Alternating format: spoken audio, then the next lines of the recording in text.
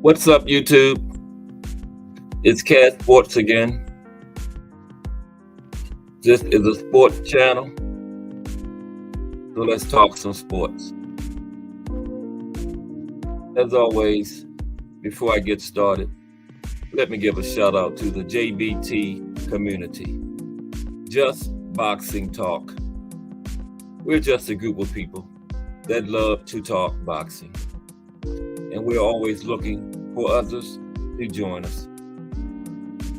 You don't need to have a channel, a podcast, anything like that.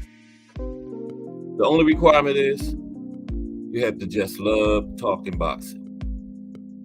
Thomas Morris, what's up, Tampa Tommy? How are you this afternoon? Back for some afternoon boxing talk once again. That's all. A little chilly out here in Maryland today.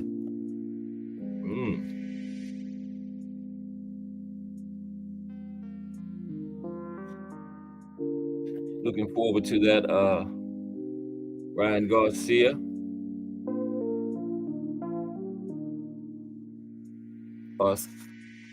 Oscar Duarte fight this weekend. I got Ryan by stoppage between 7 and 10. But you never know.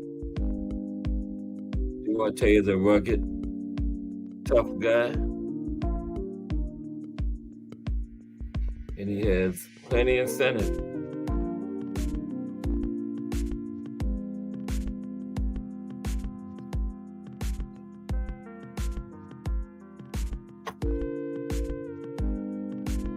All those big fights they have planned for Ryan, Duarte's thinking that could be him if he could pull this fight off.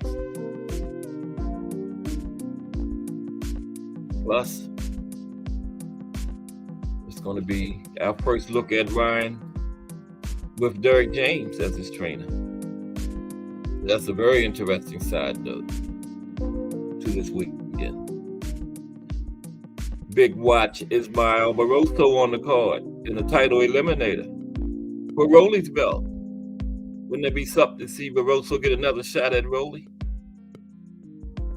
But nah, the powers that be, they're not going to allow that. Barroso might upset the apple cart and take their belt from Rolly.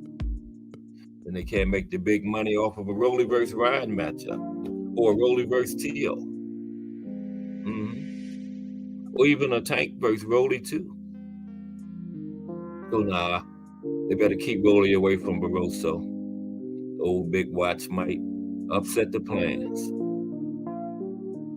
Okay, yesterday I talked about Southpaw versus Orthodox stances, fighting styles. Today, I'm going to talk a little bit about footwork. Okay? I'm going to try to do a different aspect of the boxing game every day, you know. Yesterday I did style.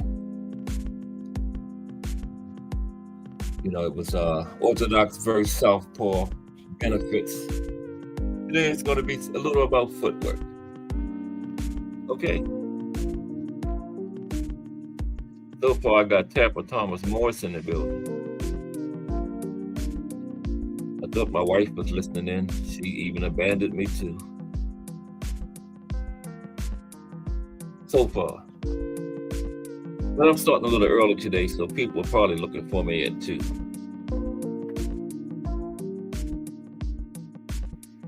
But I had to move to 1, so.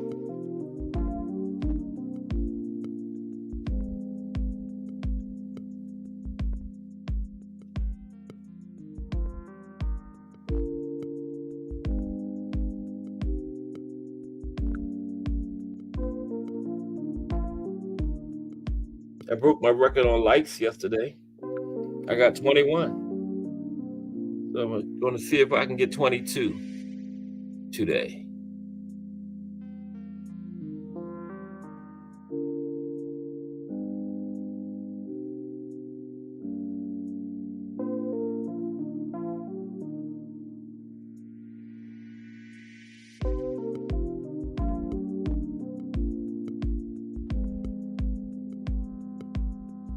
I heard some news that Lomachenko and George Kambosos was fighting for the IBF strap. But I did not know the IBF strap was vacant. I can't find any kind of information on that.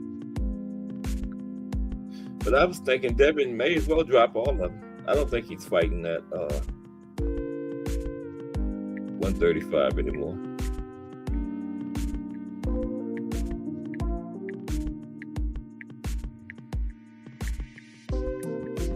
I could be wrong.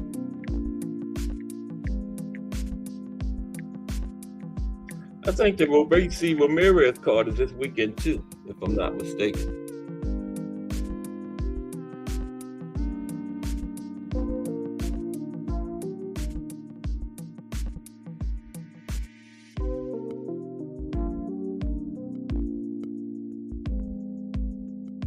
Let me check right quick. Because I saw something where Lomachenko said his next fight in 2024 will be for a title. And I was saying, well, what is he going to do? Fight Shakur? Was Devin coming back down to fight him? But then yesterday, it was said that he's fighting for the IBF against George Kambosos. Actually, it should be Maxie Hughes because he beat George Kambosos. But of course, they cheated him. If they had plans for Kambosos and Loma, they didn't have any plans for Maxie Hughes. It's a shame boxing is that way, but it just is. Look at the Katie Taylor situation I was talking about yesterday. Bud Crawford just got stripped by the IBF. His belt was given to Jaron Ennis. He didn't have the belt 6 months. Katie Taylor is the lightweight undisputed champion. She hasn't fought a fight at lightweight since October of 2022, over a year. But she hasn't been stripped, hasn't been given a mandatory nothing. You know how boxing is? They have their picks. Why was Bud Crawford stripped when he didn't have the IBF belt for 6 months? But Katie Taylor is not stripped. She has been undisputed champion for a year in the division, but hadn't fought. She hadn't fought in the division for over a year. Carolyn Du Bois is number 1 in the IBF and WBC. IBF. You want to go around stripping people? What about Katie Taylor?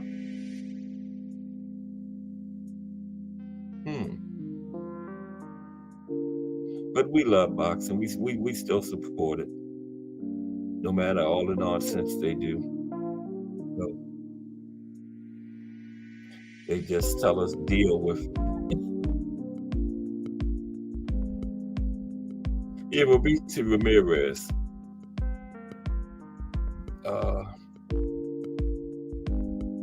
Well, first of all, on the Ryan Garcia card, of course, I said Big Watch Barroso against O'Hara Davies. Then we got Floyd Schofield is on that card too. He's going up against Ricardo Torres. That fight is in the lightweight division.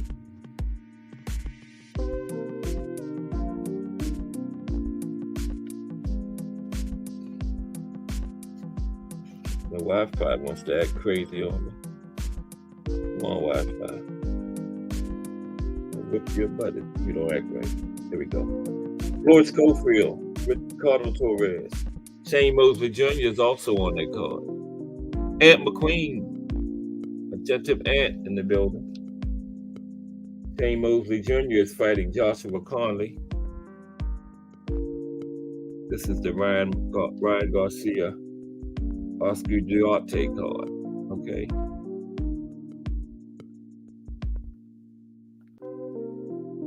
Darius Fogum, Aquino Hill. Adrian Broner was supposed to fight this weekend. He was called off due to injury. Got a card from Northern Ireland, Michael Conlon, Jordan Gill, Tyrone McKenna. Okay. I wanted to talk a little about footwork today.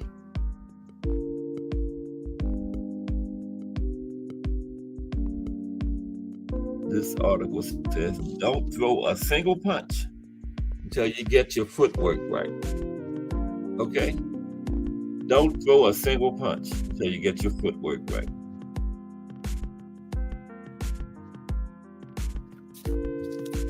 That's true. Footwork is very important.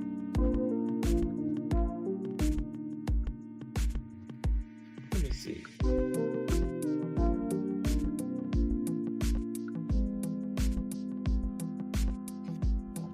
Okay. 5 likes already. All right. Looking good.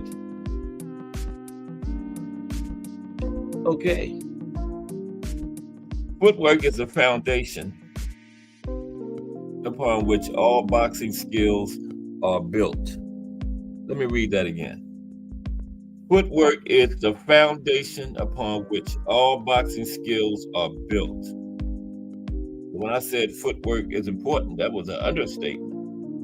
According to that, it's the foundation upon which all boxing skills are built. Right? Right, Ant? Footwork is more than just moving your feet around the ring. It's an art form that requires precision, agility, and coordination. Okay? Or balance. I added balance to that. Requires precision, agility, and coordination, and balance. I guess balance would be included in coordination. Yeah. Okay. Footwork is the dance of the boxer, a symphony of movement that allows you to maintain balance. There you go. Allows you to maintain balance, generate power, and evade your opponent's attacks. Okay? And evade your opponent's attacks. Let me read that again. Good footwork allows you to maintain balance, generate power, and evade your opponent's attacks. You can't be boxing and be successful without any of those things.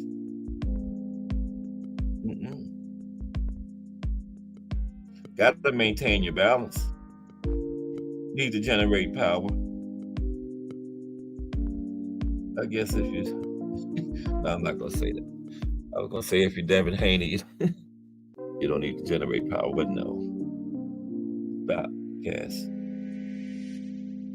And it allows you to evade your opponent's attacks, right?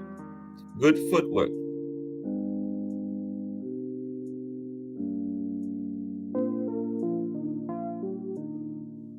Good footwork is very important.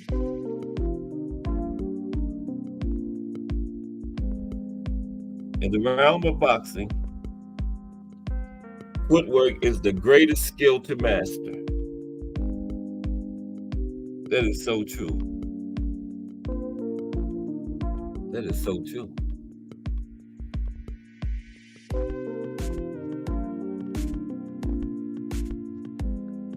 BN Boxing News. Yeah, I know. I'm sorry I was late. I had to go do something. But I'm here. BN Boxing News in the building. He says, about time you showed up.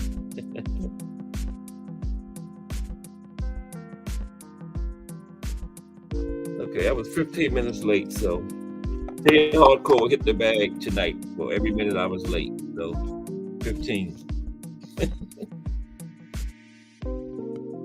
So Jay Hardcore owes us 15 punches. Because I was 15 minutes late. Rhythm. Boxing rhythm. In the realm of boxing, footwork is the greatest skill to master. Yeah, so true.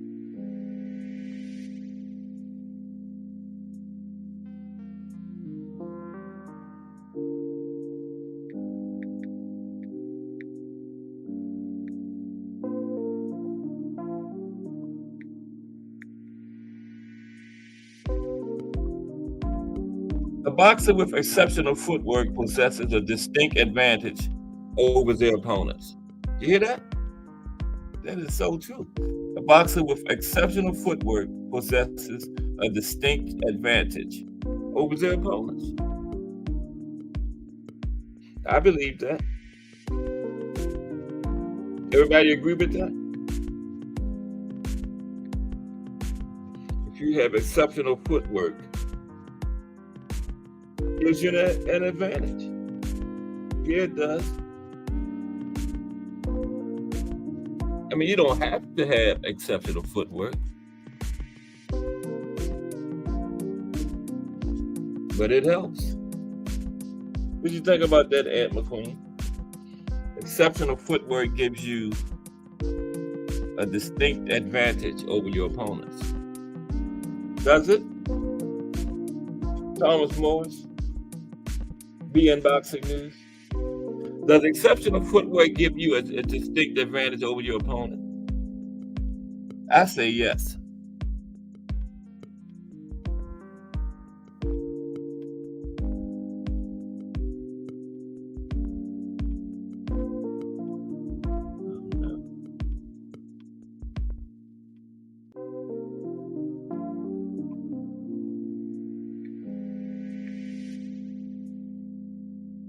Is that a B? That's a B. I can't read my own handwriting. Yeah. Excuse me for one moment, gentlemen.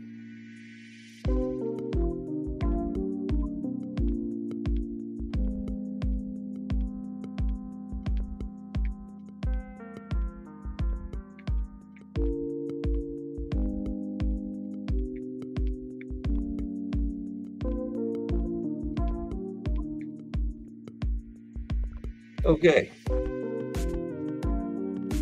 Positioning is so vital. Hell yes. It gives you an advantage. Thomas Morris. Okay.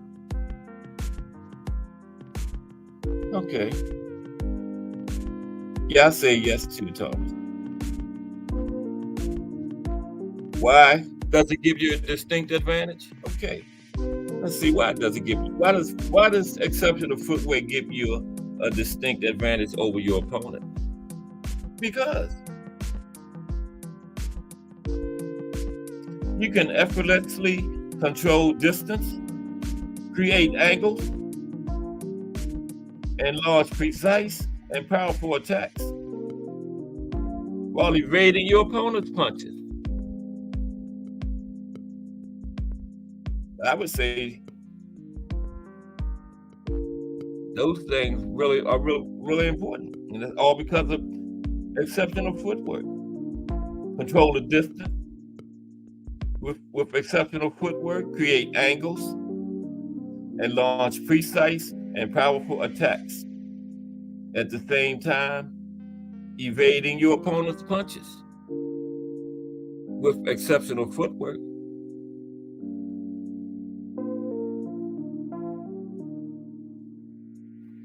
Yeah.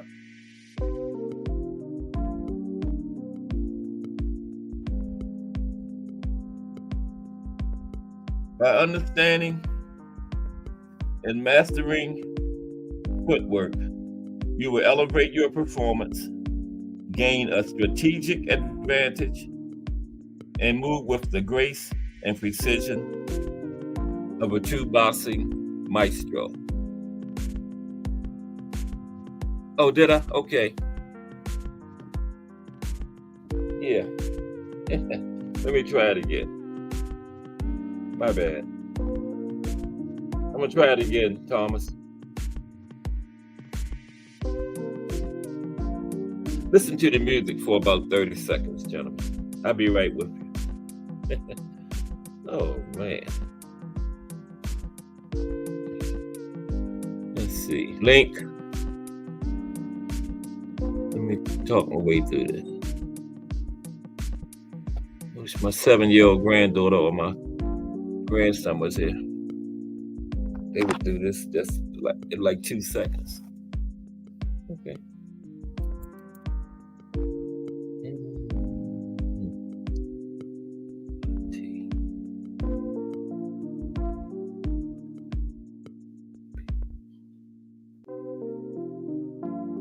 Okay. What did I do?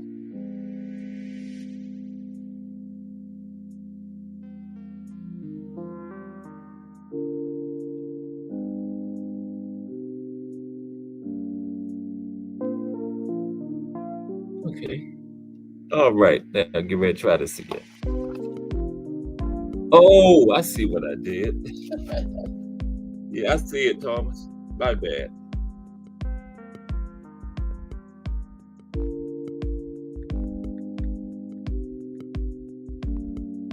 Yep, I see exactly what I did.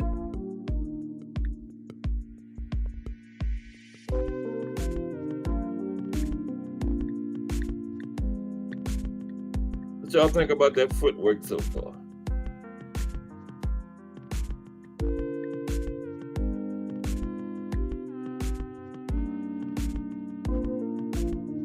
Yep, I see what I did.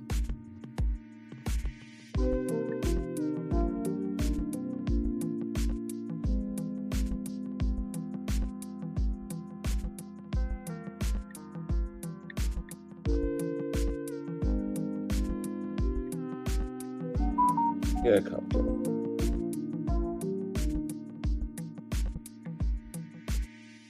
I'm allowed one mess up.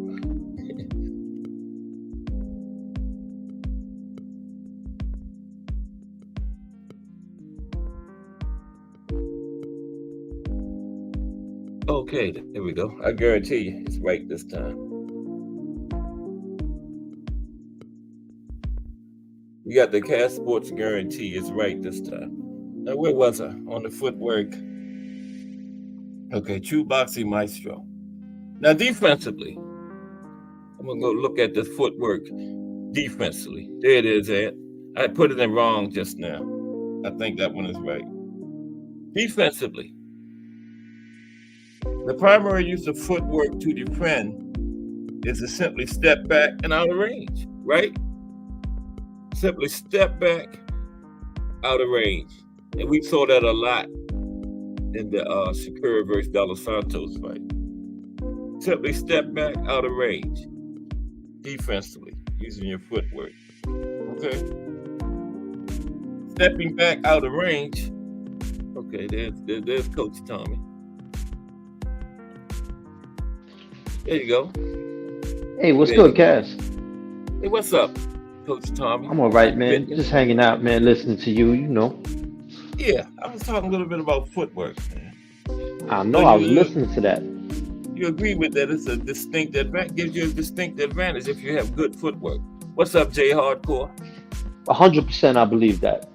Yeah, A hundred yeah. percent, I believe that. And one of the things that I hear a lot from maybe casuals or sometimes people learning how to box, Yeah, they think like, oh, I don't need footwork. I'm not a runner. But they don't right. realize if you fighting with someone who's getting away from you, you got to have good enough footwork to keep up with him, or he gonna give you That's right. fits. Yeah, that's if you're fighting somebody with good footwork. Yeah, you're gonna have to Yep. keep up with him. Like for example, we all seen Shakur Stevenson on his Yeah. bicycle staying away from De Los Mm-hmm. Santos, but De Los Santos lacked the footwork to stay up on him. Plain and Exactly. simple. Shakur had better Well, footwork. that's right. Footwork is not Keep just up with it. defensive; it's offensive as well. No. Yeah. It's not just defensive. I was just going over the defense. Yeah, I just went over something. Okay, check this out. Well, offensively, uh, you can control the distance, create angles, and launch precise and powerful attacks using good footwork. Offensive, at the same Absolutely. time, evading your opponent's punches. You know, Yes. and then Who, secure. Oh, go ahead. What you when, gonna say, when Tom? I was just going to ask when you think of footwork, who's some of the first names that come to mind for you? Secure and Devin. Shakur First and two. Devin? Yeah. Lomachenko. Oh, yeah. Lomachenko. Tank too. Yeah, he got some beautiful feet. Yeah, but people overlook it because of his power. Everybody think when the first thing when you say Tank, you think about knockout. You don't think about That's right. boxing and footwork and all that stuff. But if you know boxing, you do though. That's You right. know, That's a great point. because he uses footwork and stuff to set up those knockouts. To help set up those Yeah. knockouts. Right? Yeah. Yes, indeed. Yes, indeed. I'll tell you one. I'll tell you one who a lot of people definitely don't think of when you think footwork, but he had beautiful. He really did have effective footwork in closing the distance, Ray pivoting Leonard. on the inside. Ricky Mm-hmm. Hatton. Ricky Hatton. Ricky Really? Hatton on the inside, he had some Yeah. beautiful pivots on the inside. He really Okay. did, man, and he knew how to close that distance. He'll rough you up with it along with the footwork too. But on the inside, he really maneuvered well on the inside. He was a tricky little dude once he got inside. But when you said Ray Leonard, that's actually the very first guy I thought of. You read my Yeah, mind with Jay that said one. that. Ray was first with you. Yeah, that's the first person I thought of, Ray Leonard. Okay. Yeah, see, I was looking at this era. I didn't. But yeah, Ray Leonard, yeah, I didn't go back. Yeah, I was thinking about now when you said that. But And Jay I also also, said CP. oh my God, get out my head, Jay Hardcore. That's exactly what I was about to say next. Wow. Mayweather. Yeah, hell yeah. Yeah. Yep. And one of the guys to watch out. Well, one of the dudes I was looking at now, and I was looking at a film study where he might have had a few lapses. He got great footwork, but he might have a few lapses. Is Andy Cruz. Andy Cruz. Yeah. Andy Cruz. He got very good footwork, but at times he gets very wide. Okay. He'll get very wide on you once in a Yeah. while, but he really he moves, man. I don't know why. I'm not saying he's going to achieve the same success. He hasn't done what the man has done, but he reminds me a Yeah. little bit of Pernell Whitaker because he's got a flashy defense. He got a stylish defense. A lot of times, judges judges tend to favor the fighter who's coming forward, the fighter who's being True. offensive. But That's Andy true. Cruz, Yep. he has flashy defense with his feet, flashy upper body movement, just like Pernell Whitaker. And Hmm. Pernell Whitaker would embarrass you defensively, and I that's what I know. see Andy Cruz. He's got that in him. Yeah, we gotta Exactly how old is Andy Cruz anyway? I believe they Box said he's Records said 28. 28. Yeah, that's what Box Yeah, Records said, 28. I know I you don't know said if that's whatever factual. they add 3 years to it. Remember you Yeah, said that's usually what I do. I'm probably about 30, but they say he's 28. I'm a 28. rock with it. Yeah. I wish he could have got in there earlier, but we just got to go with what we got now. But I think he's still going to be okay. Yeah, didn't he sign with Eddie Hearn? Yeah, Eddie Hearn. I would have loved to see him get with Top Rank because that's where they work at. The weight down there lightweight, 130, 35, 40 is Top Rank, Yeah. That Yeah, would have been beautiful. yeah. But we Yeah. gonna see what he does. Now, see, it says defensively footwork. The primary use defensively is to simply step back and out of range. Now, we saw that a lot in the Shakur versus De Los Santos, right? Just step back out of range. Yeah. It's Stepping something back with out that. of range. Go ahead, Thomas. I'm listening. No, I was always taught that stepping back, you never take more than 2 steps back because your opponent can go forward faster than you could go backwards. That's my wife waving the pink hand there, y'all. See the pink hand waving? Oh, I see that. Yeah, that's my beautiful wife. Oh, well, hello, Mrs. Cass. Victoria. Yeah. Oh, yeah. Hello, how are you, Victoria? Okay, go ahead, Thomas. I didn't mean to interrupt you.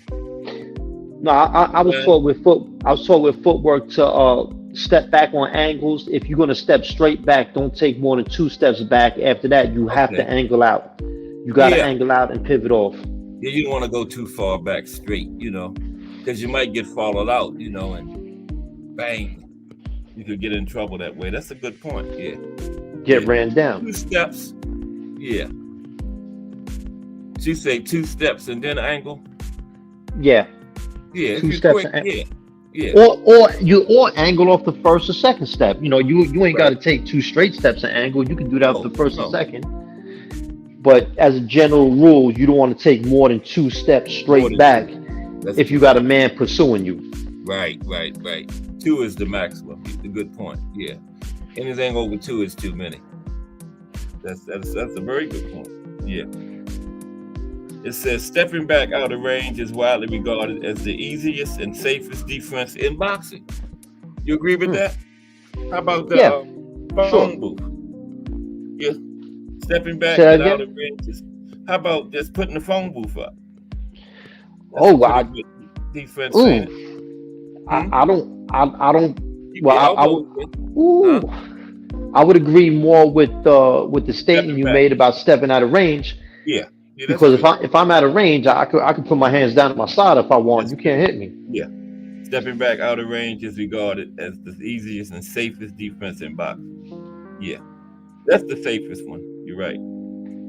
By creating distance from the opponent, you give yourself time to think, catch your breath, and minimize the chances of getting hit. That's some of the reasons why it's so safe to just step back out of range. Yeah. What are you reading that from, Cass? This article I found on YouTube. It was called. The name of it was boxing footwork. Don't throw a single punch until you get these things right. Okay. Yeah. Pretty good. But yeah, that is so true. Stepping back allows you to think, catch your breath, and minimize the chances of getting hit. Yeah. It also gives you the option to step back in on your time. On your time. Mercedes J says he stepped towards you. You step back. Remo, what's up, Remo? Remo in the building. We had a good talk yesterday. You wasn't in here yesterday, were you, Thomas? No. No, I wasn't in here yesterday. I forgot what I was doing. It was so good. I went an hour into just news time. That's why I came on at 1 today, because we always toward the second hour is when we get everybody up here and talking good, and then I have to cut it. So I said I'm gonna start at 1. So if that happened today, we just had time to keep going. You know, it won't be close to just news time yet. You know. Right. So yeah, because yesterday we was going. It was me, it was Jay, Remo, and Thomas Hill was up here, and it was going pretty good. Oh, you had the knowledgeable crew, man. I hope one of them get up here. So we kept rolling Somebody until come on almost up. 5 o'clock, man. I was like, well, we done went an hour in just news. We got to stop, but it was. So I started at 1 today. So we got a little extra time to cook. You know. Yeah. Boxing is a beautiful dance from Mercedes J. I saw Mercedes J pound JBT yesterday, Thomas, and I said, oh, we got a new person. And it's J Hardcore. One of his other accounts. He was just giving me an extra like, you know. Man, that you know where he get that from. That was J Hardcore pimp name when he was pimping. Oh, okay, that's what it is. Mercedes J, that's right. Mercedes J, man. Oh man. But I got 21 likes yesterday. I'm trying to get 22 today. 21 is the record. You know what? I don't even know if I hit the like. Oh man. Well, y'all know you'll hit it eventually. Oh yeah, as a matter of fact, yes I did. Yes I did hit it. Yeah. I thought you did because you was the first one in. And I had about 3. That was me, my wife, and you. Because there was only you in here, right? And it was 3. So I said, yeah, Thomas had to hit it. You know? Yeah, okay, I definitely hit that. Okay. Okay, allows you time to think, catch your breath, and minimize the chances of getting hit. This allows you to reduce the target area, absorb less impact, regain your composure, and plan your defensive and offensive strategies. Yeah. You know, when you step back, yeah, because in boxing you gotta think of a lot of things real fast in your mind, you know, during the fight. You gotta definitely be able to think fast, you know. And what's the word I'm looking for? You gotta be able to just go over a lot of things real fast, you know. I mean, if you want to be, that's how Floyd was. Floyd was 2 or 3 steps ahead all the time, you know. Well, I'll tell you another guy, Cass, another guy people usually don't think of with footwork, but he was a master at not smothering his punches. He was a master at giving himself space to punch and cutting off the ring. Marvin Hagler. Right, yeah, Marvin Hagler, man. I was laughing at something else. Thomas J said it wasn't Mercedes J, it was Cigar Black. Yeah, you right about Marvin Hagler though. Say it again about Hagler. That's man. You was talking about we was talking about defense and planning your strategies. I mean, thinking a lot while you're in there, the thinking part of it. Because I was saying how Floyd would always be 2-3 steps ahead of his opponent. Yes. Know? And you said something about Marvin Hagler. I can't remember what it was. Well, Marvin Hagler, if you notice, he never, he'll be raining punches on you, and he almost never smothered his punches. He knew how to take half an inch back, half an inch over, and he knew how to cut off that ring. You can't cut off the ring if you ain't got good footwork. You went out, Thomas. Uh-oh. You back? I'm back? Yeah. Oh, there I go. No, I was just saying that Marvin Hagler, man, he rarely smothered his punches. He was good at taking that half a step back, half a step over, knowing how to cut you off. He was just he had some hella-fire footwork offensively. I know. And power. Marvin Hagler had it all, man. Yeah. I used to love to watch him fight. Yeah. Did you see him, Hagler and Duran fight? That was a good fight. Yes, it was. Went the distance, 12 rounds. Yeah, good competitive fight, man. You know? Yes, it was, man. Duran is not known for his ring IQ by the casuals. The casuals think he's just a brawler who comes in. That man had hella-fire ring IQ. Yeah. Yeah, he did. He ran to be in there thinking. He wasn't just a brawler. He was good at that. But he was a good all around fighter, man. That Yeah, was his defense too. You know, yeah. Well, come he forward, keep also you going rolled with back. punches a lot. He Hmm. rolled with punches a lot, and he picked a Yeah. lot of shots off. He took shots off the elbow, off the shoulder. Hmm. Like he was a bad dude. And he keep that pressure on you. You can't go on offense. You know, he keep that Yeah. pressure on you. Hands of stone. Aunt McQueen. What's up, Aunt McQueen? Yeah, there he is. My Yeah, guy, there's Cash Aunt Sports. I gotta send a big shout out to my guy, Coach Tommy, for all you folks out there Tommy trying to get Fitness. right. Yes, sir. If you're trying to get right for whatever the reason, for your health, for vanity, if you want to look good, you know what I mean? You got to work on that summer body in the wintertime, whatever your reason being. Make sure you get up with my guy, Coach Tommy. He'll get you right. The work is the real deal. Now, with that said, That's Coach Tommy Fitness. I love what you guys were saying about the footwork. And the one thing I Hmm. will say, Okay. and everything's becoming full circle for me, man. As a fan, as somebody, as an observer. Early this morning, right? We had a workout, Coach Tommy and myself, and we were doing the London bridges. That's what some people call it. London Cass, did Bridges. you freeze? Oh, okay, there you go. Because I heard the music stop. I didn't know what was going on.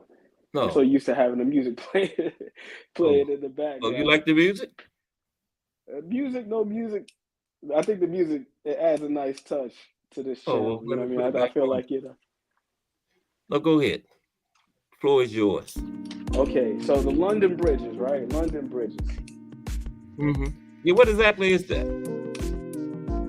All right. So first and foremost, in my Coach Tommy voice, You want me to explain what that is, Ant? The London Bridge? but I need you to say the most pertinent part. Okay. Get into the ugliest plank that you can, right? And that's what it is. And then you're gonna roll from side to side. You working those obliques. Some people don't know what a plank is, though, Ant. Oh, so break it down for them. All And right. what the point of the plank is. Okay, so a plank, think a high plank.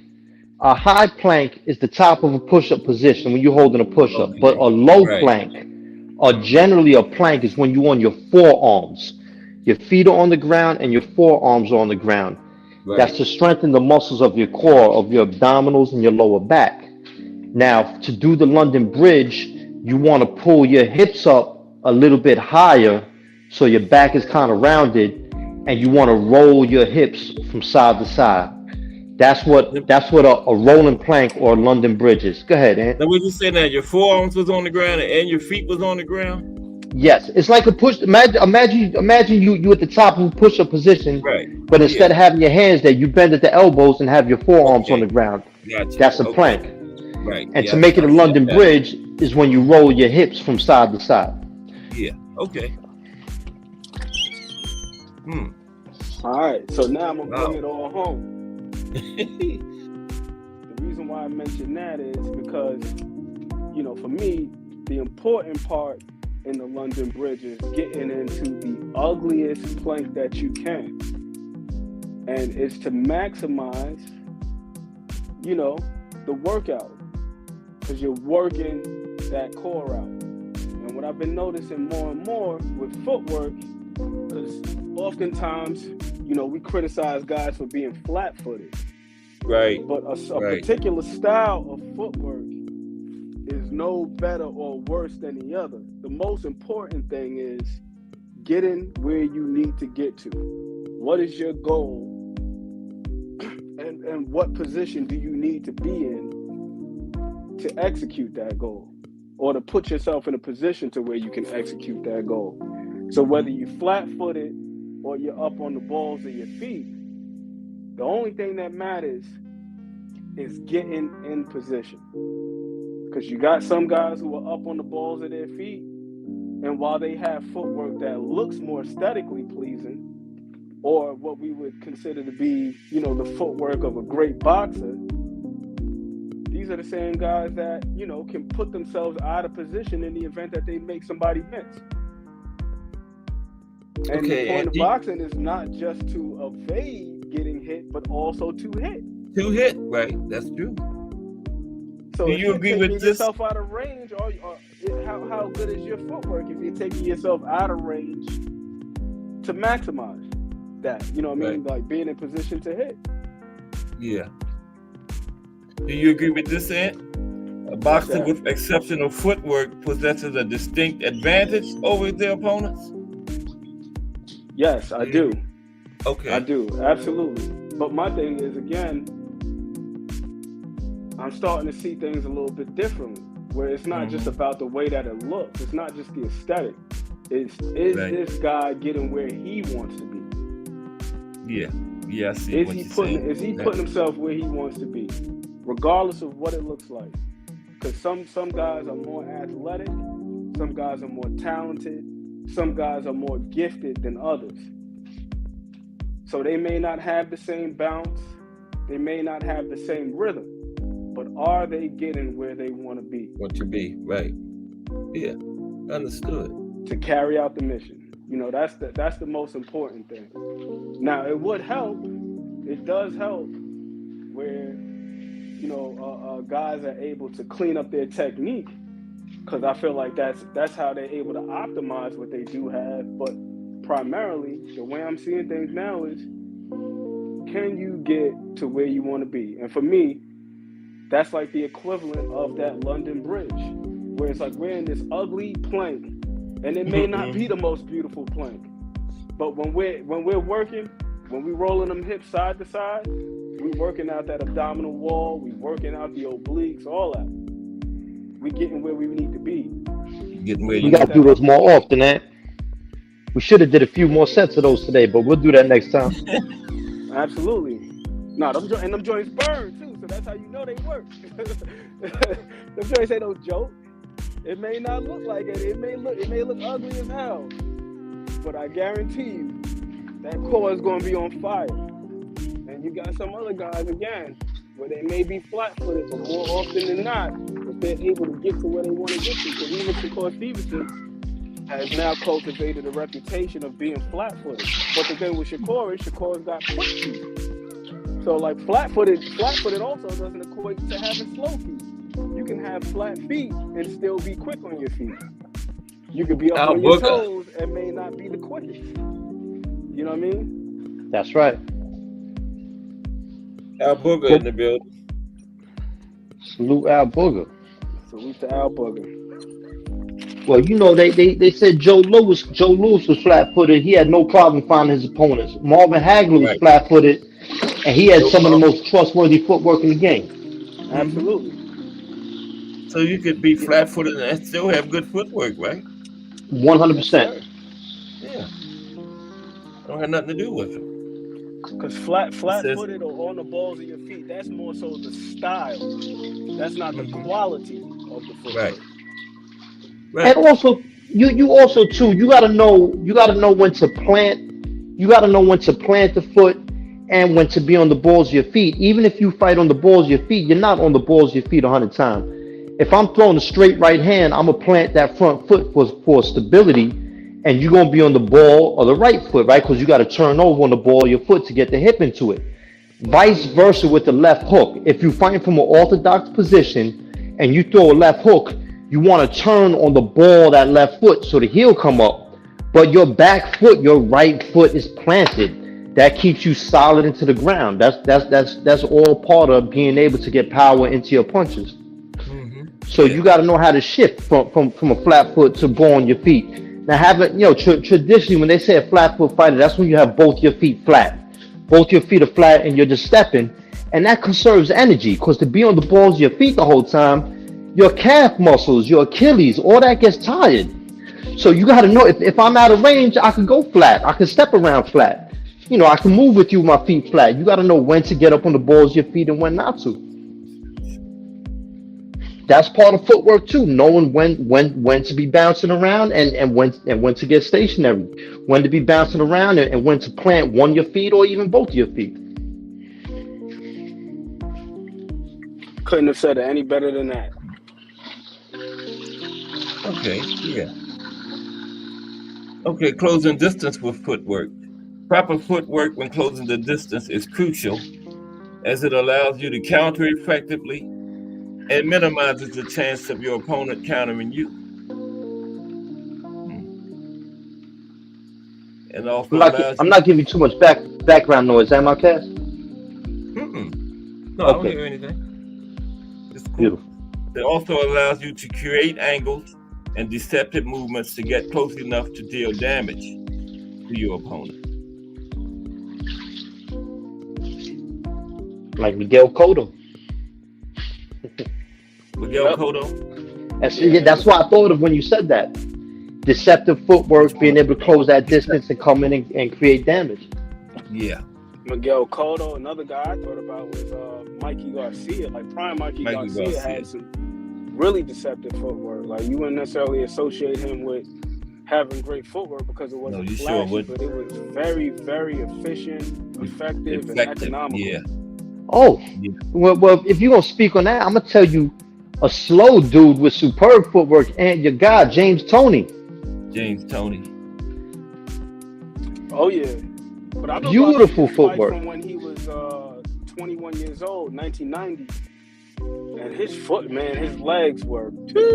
James Toney had some great footwork. Great footwork. I mean, as he got older, he was able to slow down a lot and, fight in the pocket. And he had very, very deceptive footwork. But watching him at 21, different ball game, man. I wish he would have kept up with himself. But then again, in 1990, he fought 10 times that year. So it's kind of hard to be out of shape when you're fighting that regularly, Wow. Yeah. Wow, that's some old school shit. One effective way to close the distance with footwork is by simply stepping forward and moving your head off the center line. Just step forward, move your head off the line. Close simple. Sounds simple. Right. Yeah. And then too, you got some fighters in order to do that, you got some fighters who have to catch a rhythm, right? Yeah. We usually call them rhythm fighters. They have to catch a rhythm, but you also gotta know how to change that rhythm because someone's gonna end up timing it. Yes, instead of stepping directly forward, step slightly to the side. Don't just come straight forward. Step slightly to the side, move your head off the line. Which is one of my concerns for Regis Prograis. Going into that fight with Devin Haney, because Regis Prograis has terrific upper body movement. But one thing that I noticed with him, like you just said, Tommy, he likes to catch his rhythm by employing a pre-slip, and he typically slips to his right first when he gets rocking and rolling. And I know that Devin Haney is sharp enough to be able to pick up on that because he's got a tremendous jab. And that, in my opinion, is going to be one of the keys for Regis having success in that fight is being able to take away that jab. But if you're going to be slipping to your right before you go to your left damn near every time, he's going to just wait for you to come back to the center line and catch you or throw the shot where you're going to be. Remo. Yeah, Remo says there's really good technique and there's star quality when athletic ability makes up for things lacking. Example, Roy Jones. Yeah, but great point. That's a hell of a great point, yeah. But how many people are there like that, though, you know what I mean? Yeah. And Ali, right? But how many people like Ali? Yep. Right, exactly. Yeah. I was watching this video the other day, man, and the coach was talking about even if you got a guy that is that athletic, you want to train him as though he isn't, just to instill good habits. Yeah, while still having that ability. Yeah. What did Najee Richardson say about Roy Jones versus Bernard Hopkins? When these guys, when they slow down just a fraction of a second, we're gonna see who really learned how to fight. So that training kick in. Yeah. Man, you got no idea what the shit I've been going through while we having this conversation. I had to step in dog shit, clean my sneakers, clean my tub. I'm going through all kind of shit right now, man. Yeah, that's why I asked you if there's any background noise. Thank God it's not. No. I stepped in something the other night. My daughter went out of town and I had to keep her dog and I had to walk him. And then I stepped in somebody else's dog because there's shit outside. Yeah, my dog got me, man. She got me today. Got my good tennis shoes. Oh, that's the worst. Yeah, man. But you said tennis shoes. Sneakers, tennis shoes. That's the old police. I know. I know, I was about to say that. You probably still say Reefer. Adidas, man. My good black Adidas. Oh, no, not Reefer. Yeah. Nobody under 45 years old know what Reefer is. Unless they heard their mama say it. Yeah, Reefer. Yeah. You're going to get a bag of Reefer. How you got to Reefer? Okay. And nobody said ganja anymore. When stepping left, shift your weight onto your left foot. No. I haven't heard that in a long time. This thing says, when stepping left, shift your weight onto your left foot. And when stepping right, shift your weight onto your right foot. This weight shift prepares you to deliver a powerful punch once you're within striking range. I guess that was still dealing with stepping forward. Move your head to the side, shift your weight. Stepping left, shift your weight left. Stepping right, shift your weight right. This allows you to deliver a powerful punch once you're within striking range. I think these are the things that guys need to refreshen up on every now and again. Yeah. Just like how every now and then, just how like when people in any other field they need to recertify. I feel like boxing should go through the same thing too, because you got a lot of guys who they learn all of these things when they're starting out and when they're amateurs, and then they develop so many bad habits, typically becoming a victim of their own success. So you disregard the small things. But like Barry Robinson likes to say, small things, all things. That's right. Well, like Jay Hardcore. Well, like Jay Hardcore says, man, an inch is a cinch, a yard is hard. And for everyone in that community, pause. We most have to snowing in New York. Snowing where you at, man? Yeah, some flurries out here. Definitely some flurries out here. I saw some snowflakes. Nothing crazy. Okay. Just some flurries. Good. Okay. It says, for beginners, after stepping left, follow it up with a left hook or a left body shot. Stepping right, follow with a straight right hand to the head or body.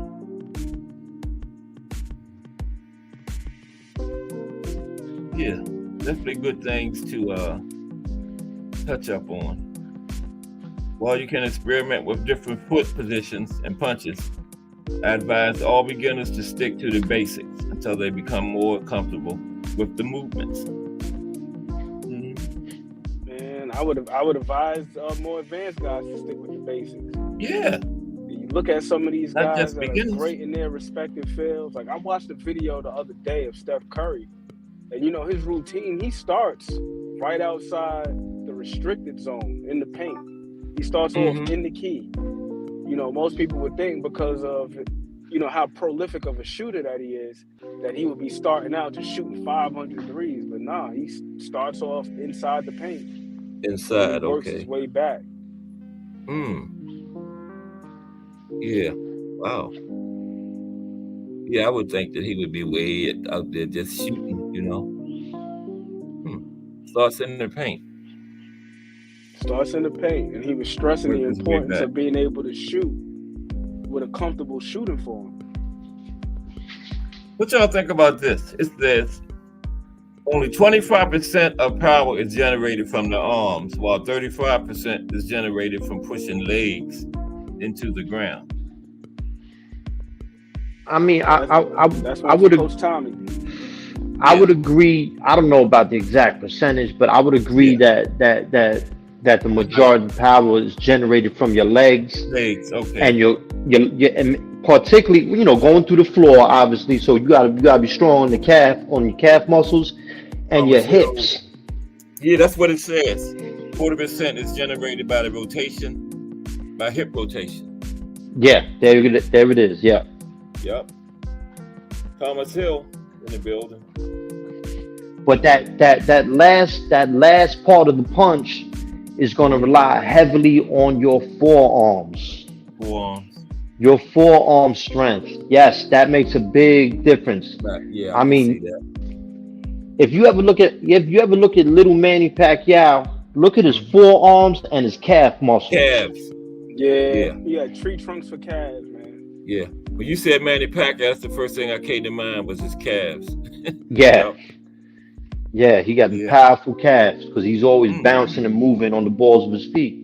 Yep. Yeah. Yeah, his calves was, like Rand said, tree trunk.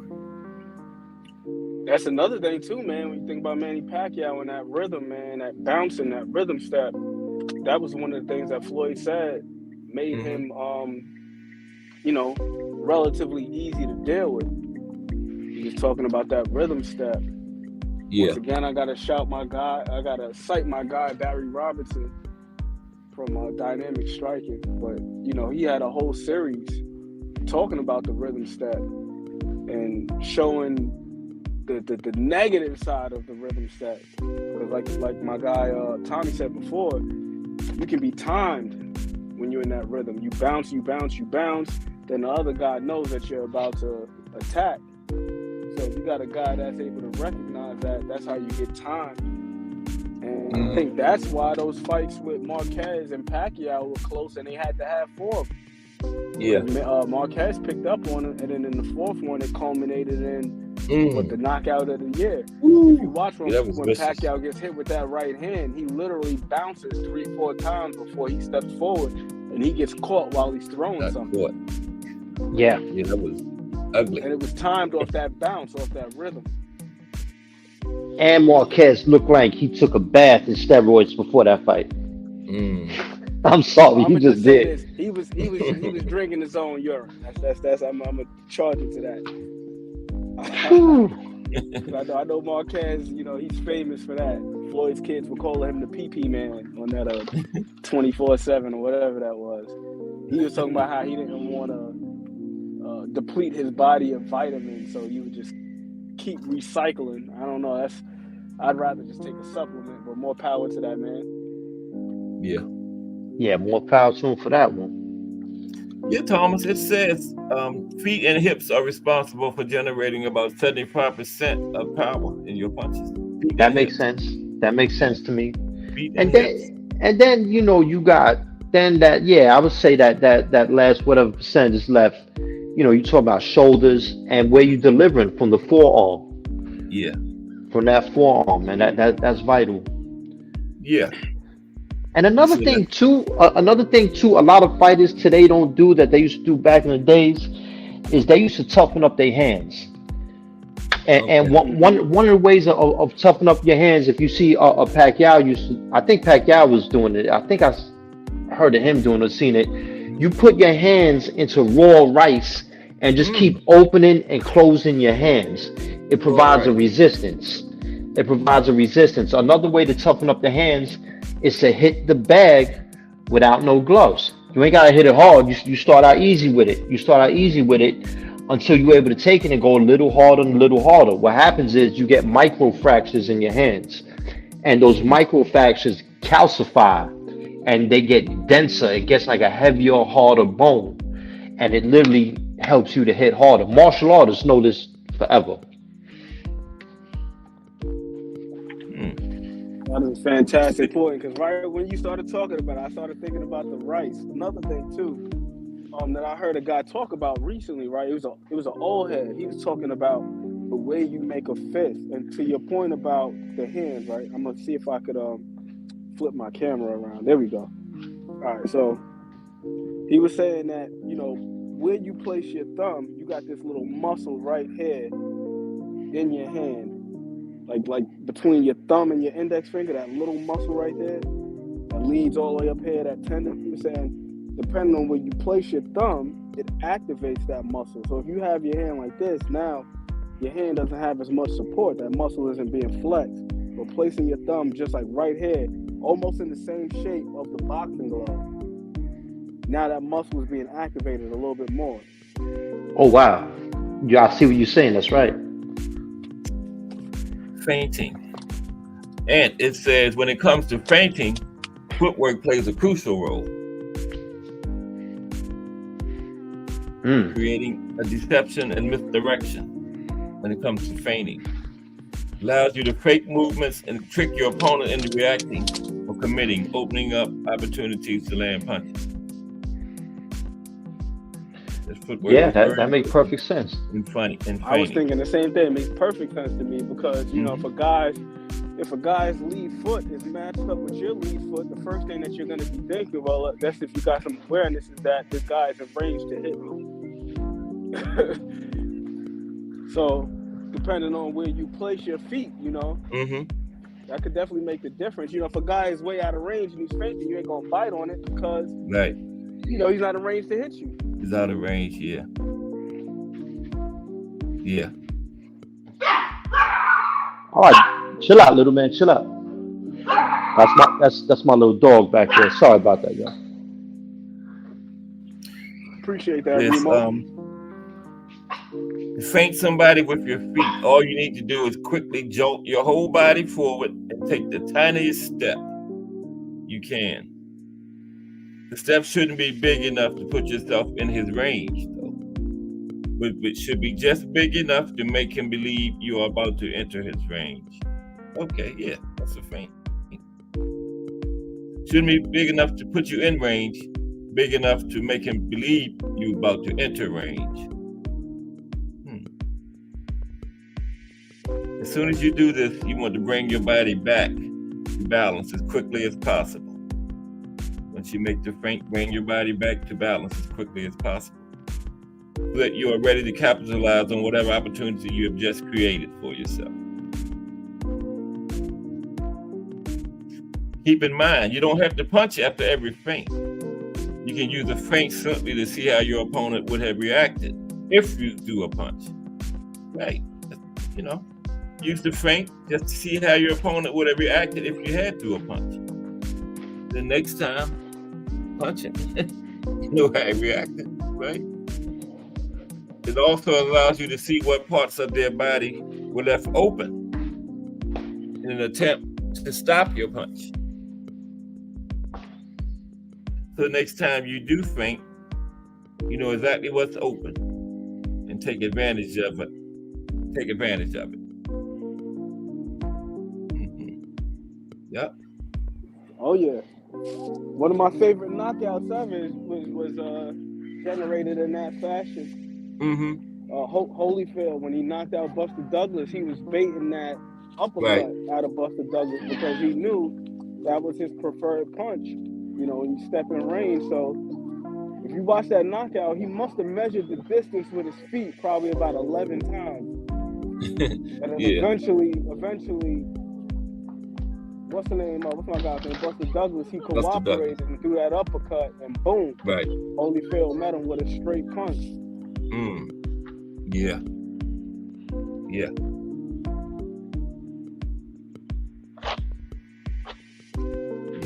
Holyfield is another one that had underrated footwork. Holyfield? Yeah, definitely. Okay. Yeah. Great feet. Holyfield was I always one thought of those guys to me, like Oscar De La Hoya and what's the other one? We were talking about the other day, Arturo Gatti, where these guys had skills, but they were just too damn tough for no reason. And Holyfield found himself in a lot of fights for no reason. He could have just boxed. Yeah, but I think a lot of times he would roll with them punch a little. He might block a few. He ate some really hard shots because he lived on the inside. So you're gonna get nailed with some hard shots, and it makes you look like you're less defensive than you really. It's hard to appreciate. Put it this way: it's hard to appreciate. It's harder to appreciate a man's defense when he's taking punches on the inside. Just because you take a shot or two on the inside, don't mean you don't got good defense. It just means that you fight on the inside, you're going to take more shots. It just True. is, but it doesn't mean you're not exercising good defense. That's yeah. One That is of my true, favorite but things. after watching that fight with Bo, I felt like he was just on the inside a little bit too much because he was having Yeah, success outside, and he should have used his speed, especially with Bo being the bigger guy. And true. there was too many shots in that fight that he took unnecessarily, just in my personal opinion. You And talking that's about You the talking about the first first fight? fight? I think The first in the fight? first Yeah. In the Yeah, first that's what I fight. was 'Cause wondering. I Okay. think it's just I think it's just Holyfield just in his makeup. The guy is a damn warrior, man. Yeah, he dead set on breaking your will. Forget about this box, and we gotta fight. Holyfield was dead set on breaking your will, man. He might be like the most, maybe the if you talk about the having the most heart, man, of the guys I've seen, man, it might be Holyfield. Man. Absolutely. And Remo says Danny Garcia is a good example. What was he a good example of, Remo? What were you talking about?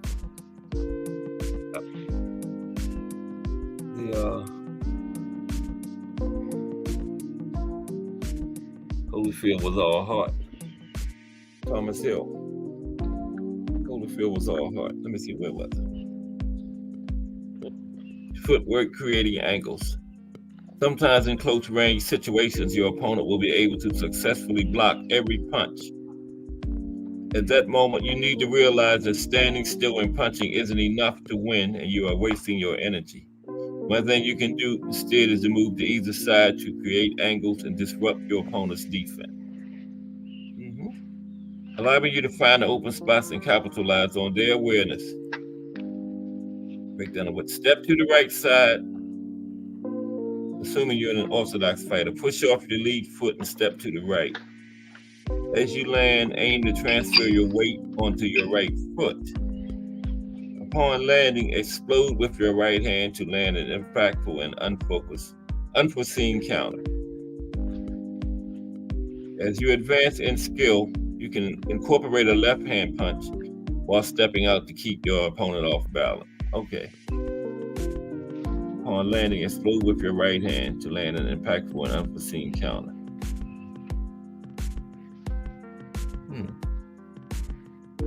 That's interesting. I don't know. I hit him. I don't know. Early when I was first learning, I was made to learn how to jab in every direction, stepping forward, stepping back, stepping right, stepping left. I had to learn how to jab before really being allowed to start practicing the other shots. Okay, Remo said Danny Garcia with not excellent feet, body movement, enough distance to return fire. Okay, that's what he was saying. Yeah. Danny Garcia was a perfect example. Okay. Well, that's a good example. Yeah. Yep. Remo always come up with some good shit, man. Yeah, he does. Remo got an excellent boxing mind. Yes. The thing is Danny Garcia retired? He's got better feet. No, he's supposed to be fighting Lara next. Okay. I want to see that. Canceled or something? I thought that was supposed to have happened already. No, I don't think he got canceled. He's supposed to be fighting Lara for that for that title at 160. Is that this year? When? Be on one of those cards next month, right? I don't know if it's this year or if it's gonna be the top of next year, but I know it's supposed to have happened already, if I'm not mistaken. Yeah, ain't that supposed to be at the catch weight in? It was supposed to be at a catch weight, so I don't even understand why it was gonna be for Lara's title. I hate that catch weight shit. I can't stand catch weights, man. You want the 160-pound title, fight at 160. Yeah, you got weight classes for a reason. Forget a catch weight. Fighting the weight classes. You know? They Yeah, look then for right. every And how was it advantage. for his title? If it was at a catchweight, how was it for his title? I don't get that. Word. Especially if it's for his title. We just saw Hmm. most recently Charlo's title wasn't up for grabs at 160, Right. even though they fought at a catchweight. So it seems like they Exactly. pick and choose with that stuff, man. I know. Yeah. Yeah. And you know, Katie Taylor is undisputed at lightweight and junior welterweight, and she hasn't fought at lightweight in over a year. But she don't have no mandatories, don't get stripped. But then look how they did Bud, and he wasn't even champion for 6 months. Come on, they don't like Bud, man. Crazy. That's what I say. They just do that stuff and it's obvious. They don't even try to hide it. Shouldn't she be stripped? And like the Carlin Du Bois is Daniel Du Bois' sister, right? She's #1 in the IBF and WBC. So why don't they strip Katie Taylor and give her one of those belts? They did. Good point. IBF did, but the same sanctioning body. But they I don't know ignore what they her. got against Bud, man. Yeah. And now she's What they talking got about against him? fighting a third straight fight at junior welterweight, doing a trilogy with Chantel Cameron. That'll be 3 straight fights at light junior welterweight, but still holding the belts at lightweight. It's all about relationships, man. That's all. Yep. And they don't even try to hide it. Just do it out in the open. Like, yeah, this is what it is. Deal with it. It's crazy. You look at some of these rankings, and it'll make you scratch your head. Like, how the heck is this dude in position? Yeah, I know. Yep. This guy was the mandatory. This guy was this or that. It's like, how did he secure that spot? I don't know. They just do what they want to do. But we love it. We still watch. They know that. They got hardcore fans and they can get away with all that nonsense.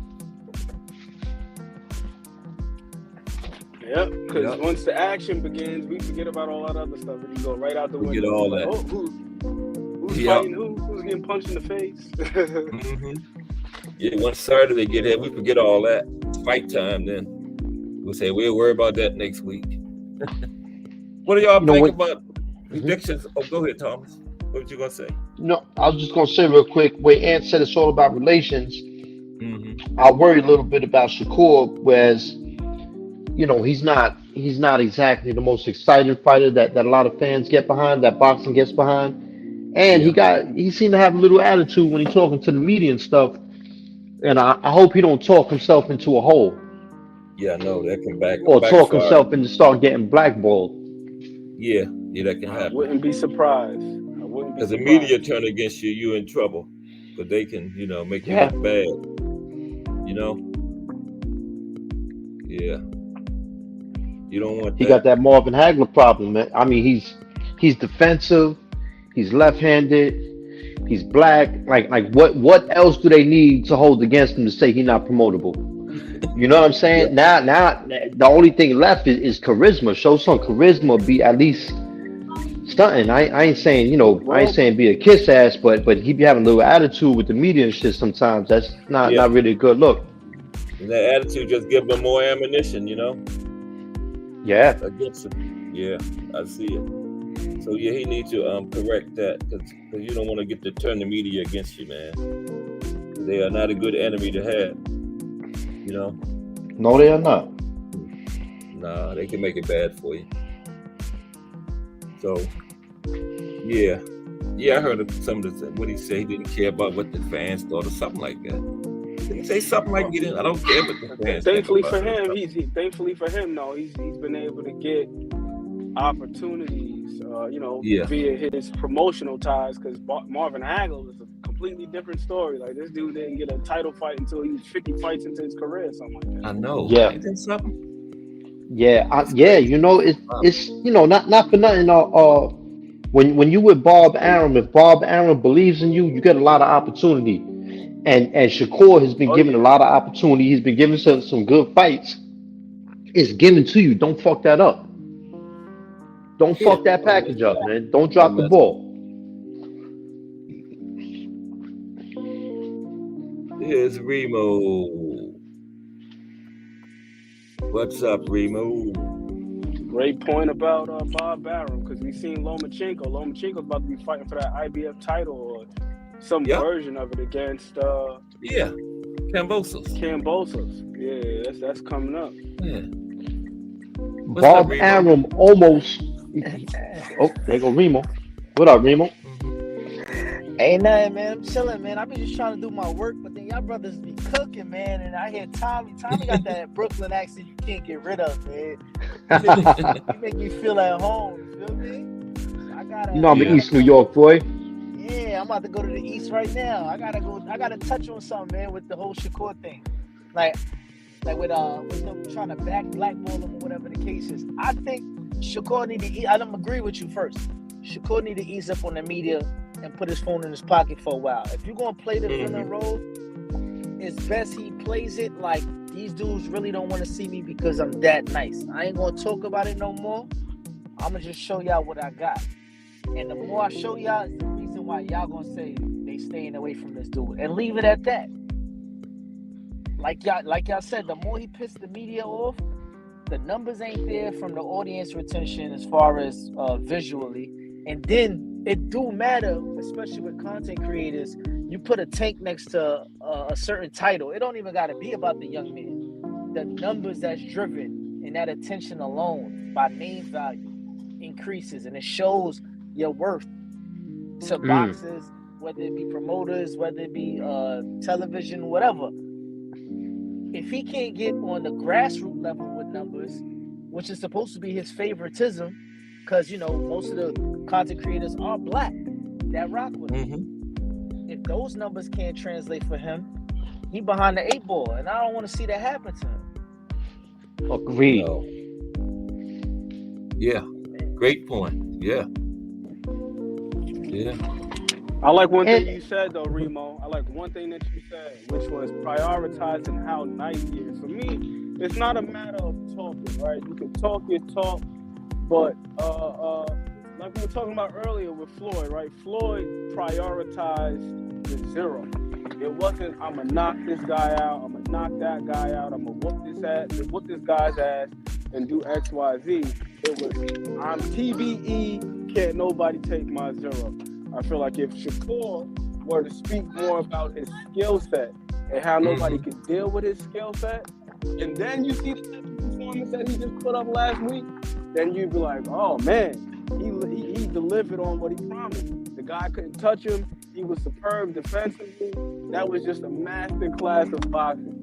So it's all about what it is that you present, not the fact that you're talking, but the context that you put behind it. I agree, but that comes to PR. The way that you can flip the narrative by what you say. It could be like, yo, my hand was broken. He still couldn't do nothing with me. Like why he it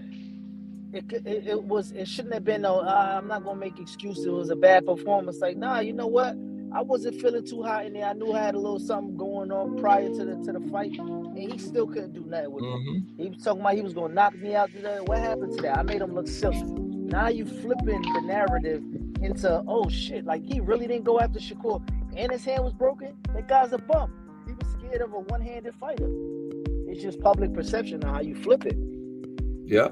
Great point. Been a good angle. Yeah. He made the mistake of apologizing. Yeah.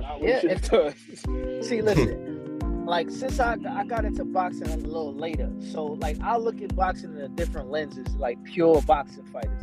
I look at the backstory. I look at what do they do outside of the ring too, as far as like PR representation, right? So there was I seen something where it was a young lady that used to represent Tank.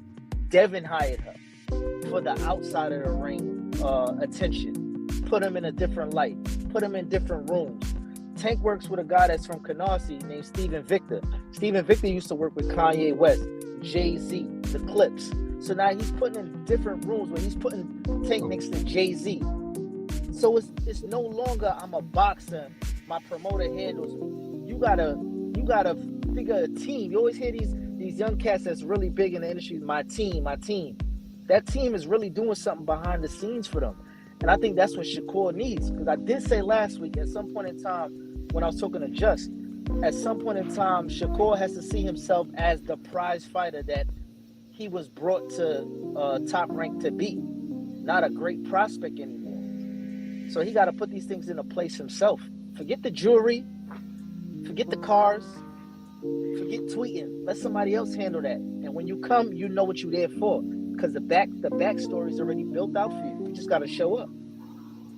What's up, T Hill? Yeah, I'm just sitting here enjoying the cook you guys doing, man. You know what I'm saying? Me It's too. like Me too. Podcast, man. You always do that, man. Yeah, they I cooking. got Coach Tommy Fitness up in there. My main man, Aunt McQueen and Remo, man. You guys over here cooking. I just came up just to make my presence known. I'm not gonna say nothing. I'm just gonna listen. Man, I want to chime in on what you were saying, Remo. Go ahead. I feel like Shakur, he don't know if he if he wants to portray himself as a bad guy or a good guy. Pick a lane, you know what I'm saying? Like, he gets confused. In 1 minute he a nice kid, the other minute he don't care what you think. Another minute he got an attitude with the media. Like what? How you want to portray yourself? Pick a lane and stick to it. And as Ant said, he made the mistake of apologizing. He made the mistake of humbling himself when he didn't have to. The truth of it, Tommy, it's going to be hard for Shakur. You know why? He a light-skinned dude with dimples. They got egos, man. Like, you know what I'm saying? When it comes to the club, and he an East Coast cat. You know how it goes. They always see him as though the light-skinned dudes are soft and they pushovers. So he always might have a chip on his shoulder. Then speak that shit. Talk his shit. You know what I'm saying? Just the same way y'all were just saying. Yeah, I think it was you, Remo. I think you were saying exactly. You should have said, yeah, I had a hurt hand. He still couldn't do nothing with me. That's how nice I am. Play that role. Talk that shit. Express that chip. Use it. You know what I'm saying? And he just don't. It seemed like he hasn't defined himself yet. And I'm not. Well, I guess I'll go on since he cut out.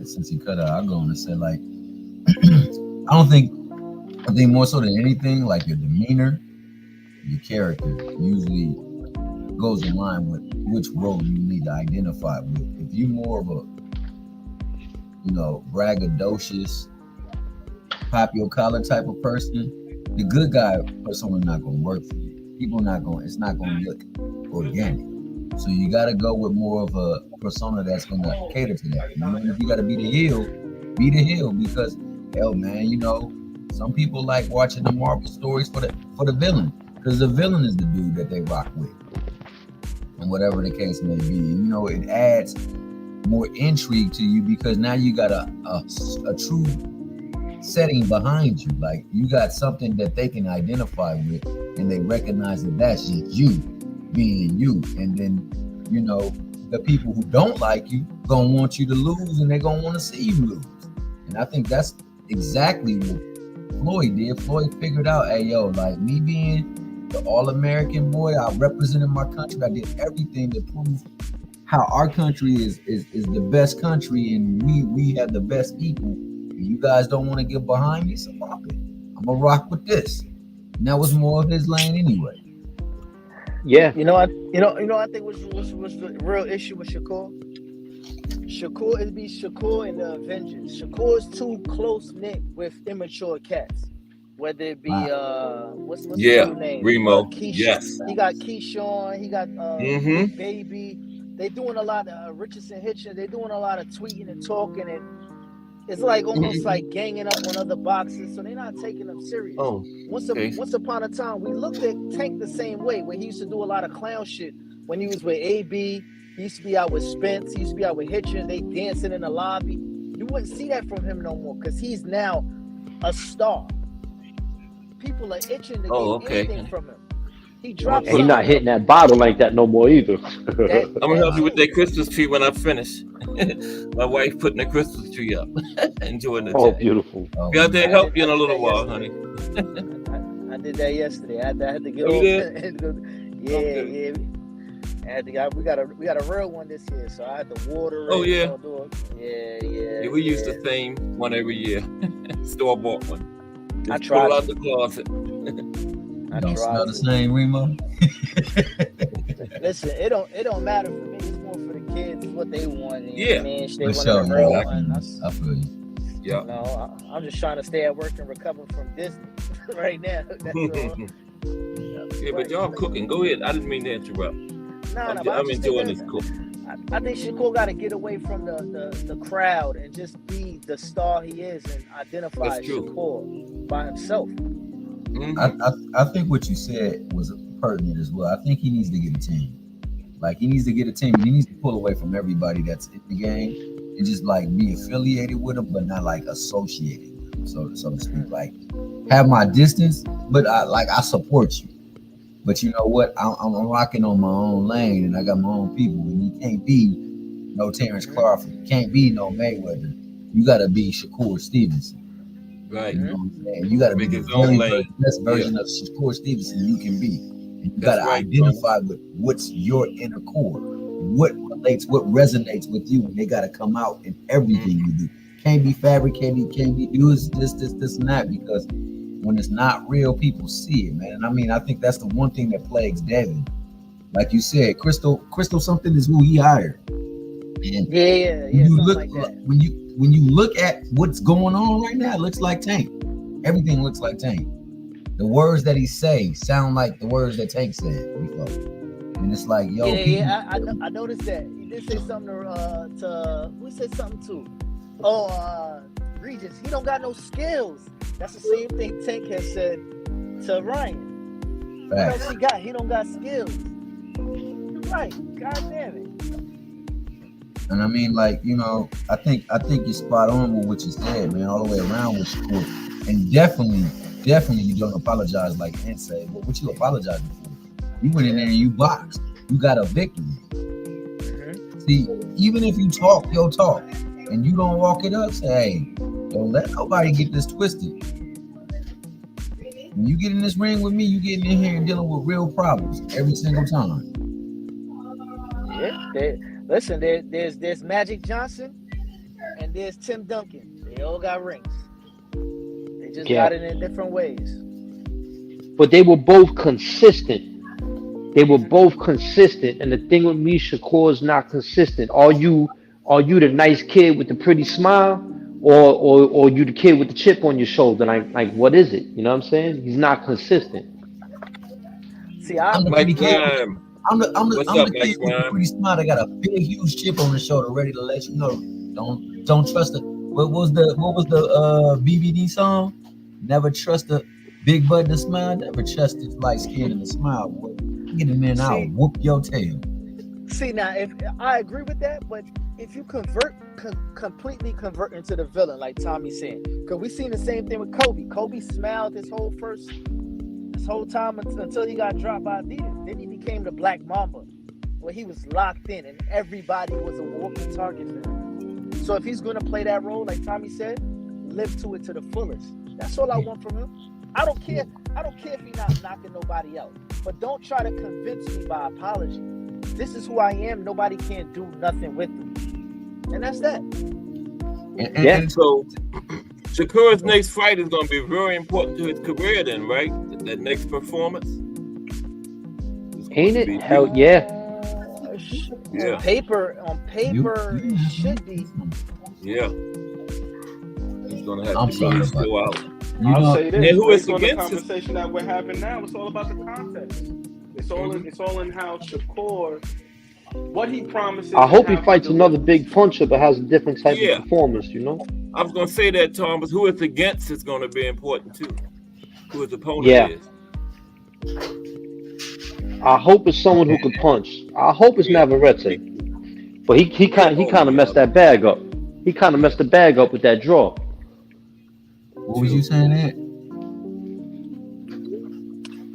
Well, I would love to see. I think that it's all things combined, man. All things combined. Who he's fighting and how he frames this fight and how he delivers. So what are you promising? What are you delivering? And who is it against? Yeah, you know who I think is a really good fighter he washes that I think he matches well against? Make that Frank Martin fight happen. Yeah, I would love to see that one. Yeah, that would be a good fight. I love what Ant just said, how he frames it. Yeah, that's going to be important. That definitely is important. And like you said, I mean, you know, it's a bad look as far as a performance scale from like what was promised. But how you mad at a win? You know what I'm saying? He won. Exactly. He won. You Became won. When you champion. take the ring, you're not taking the ring to look good and lose. T. Hill not only won, he became a champion again. Yeah, Three became a times. champion. 3 times. And you should never apologize for becoming a champion. You Right. fought to win that title. Don't Mhm. apologize for that, man. Don't let them. apologize for that. Don't give No. them any. They want any reason to tear you down. Don't provide none of it. Let them See tear that, you but down. Go ahead, read my bad. the only reason he apologized is because of the way he built the fight up and what he anticipated looking like walking away with that belt then. Mhm. That's the only reason I think he apologized, because he did Shakur's shit in there. It's just he didn't make it like appealing to make it a selling point further down the line. He didn't look bad. He didn't look vulnerable. He didn't have a loose chin. It's just that he just talked it up so big, and it was a letdown to the public of what like he spoke about type shit. Exactly.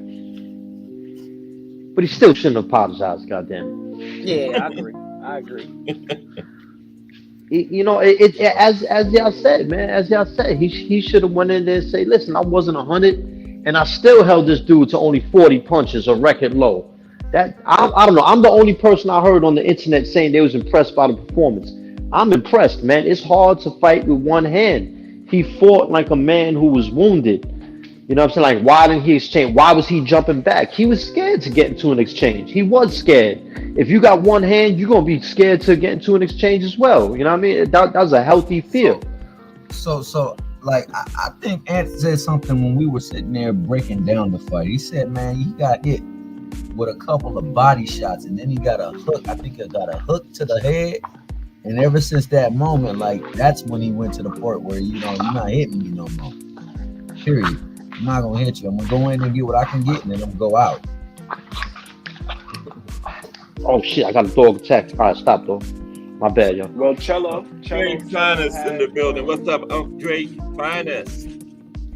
Yeah, Edwin De Los Santos, well prepared. Cello did. Yeah, he did. He said every time he puts his foot right here, he's ready to attack. So early on, the first 2 rounds, whenever their feet aligned, De Los Santos was jabbing with him. A couple of times he slipped Shakur's jab. A couple of times he countered to the body. Cello gave a beautiful interview on Mill City, man. Yeah, he did. He really did. Like he got a boxing mind, that man. He really does. So the only problem I have with that is like the statement that he was prepared from A to F.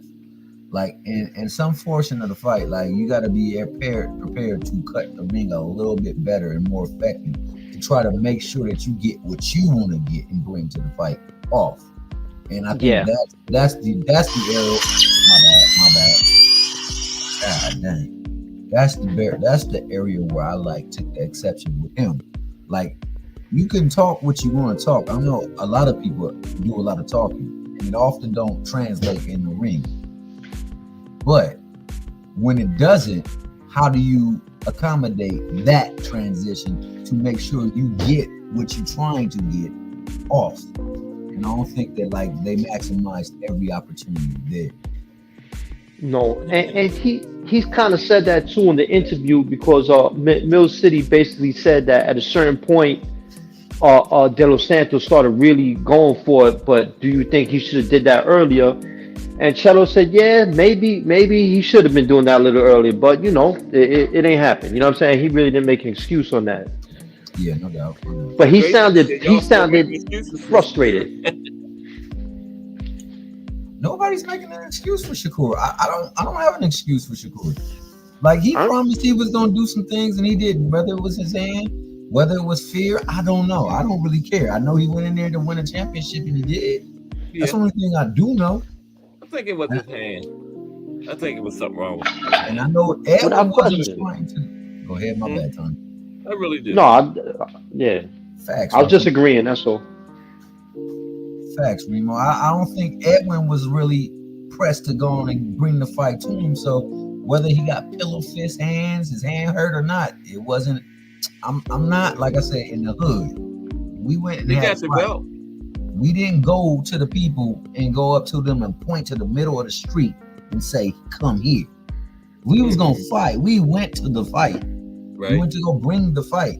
You came into his hood talking about you gonna whoop his tail. Yeah.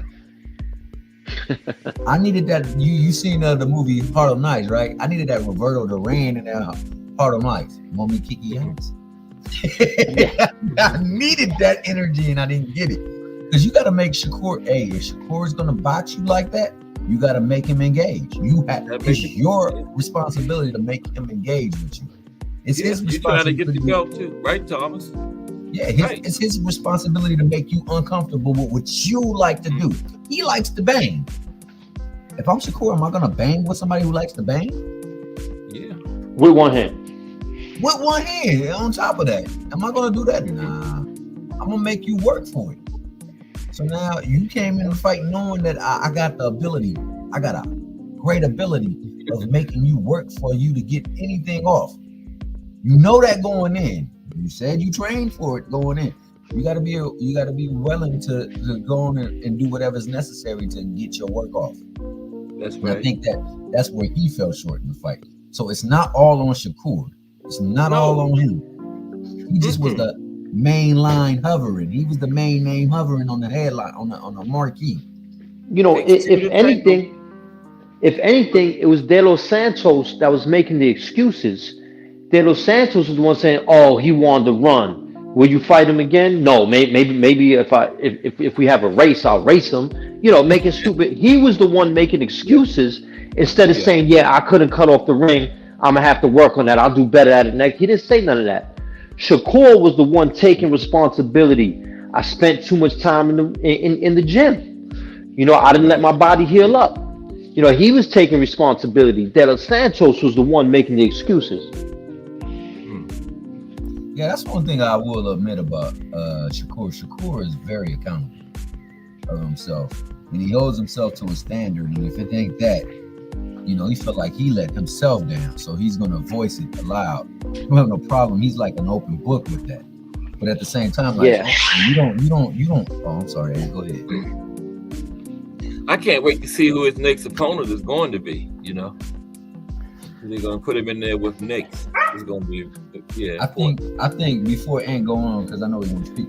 I think that a lot of people are much willing to jump in that fight with him because they don't feel like he's able to take the pressure. And I don't think that's the case as well either. No, I don't need to. No, I don't think that's the case. No. Go ahead, Ant. The floor is yours. Is Ant still here? Oh no! I wasn't even saying nothing. That was my cat. Okay. My cat is over here fighting, man. Oh man, the cat's fighting. That's Domino, Oreo. Yeah, Oreo and Tuck. Oreo, right? Oreo. and Yeah, my Tuck, cat. my I I mean, got Chip, two cats. Yeah. like potato chip. One name is Potato, the other name is Chip. No, his name is Chip. Hell of I a was just combination. saying. I was just using potato chip as an example. You know, Hey. Chip, CHIP. Yeah, I got you. Yeah. Salute to the wife over there dressing the tree, man, and still entertaining the chat. Yeah, Dre. Everything is good.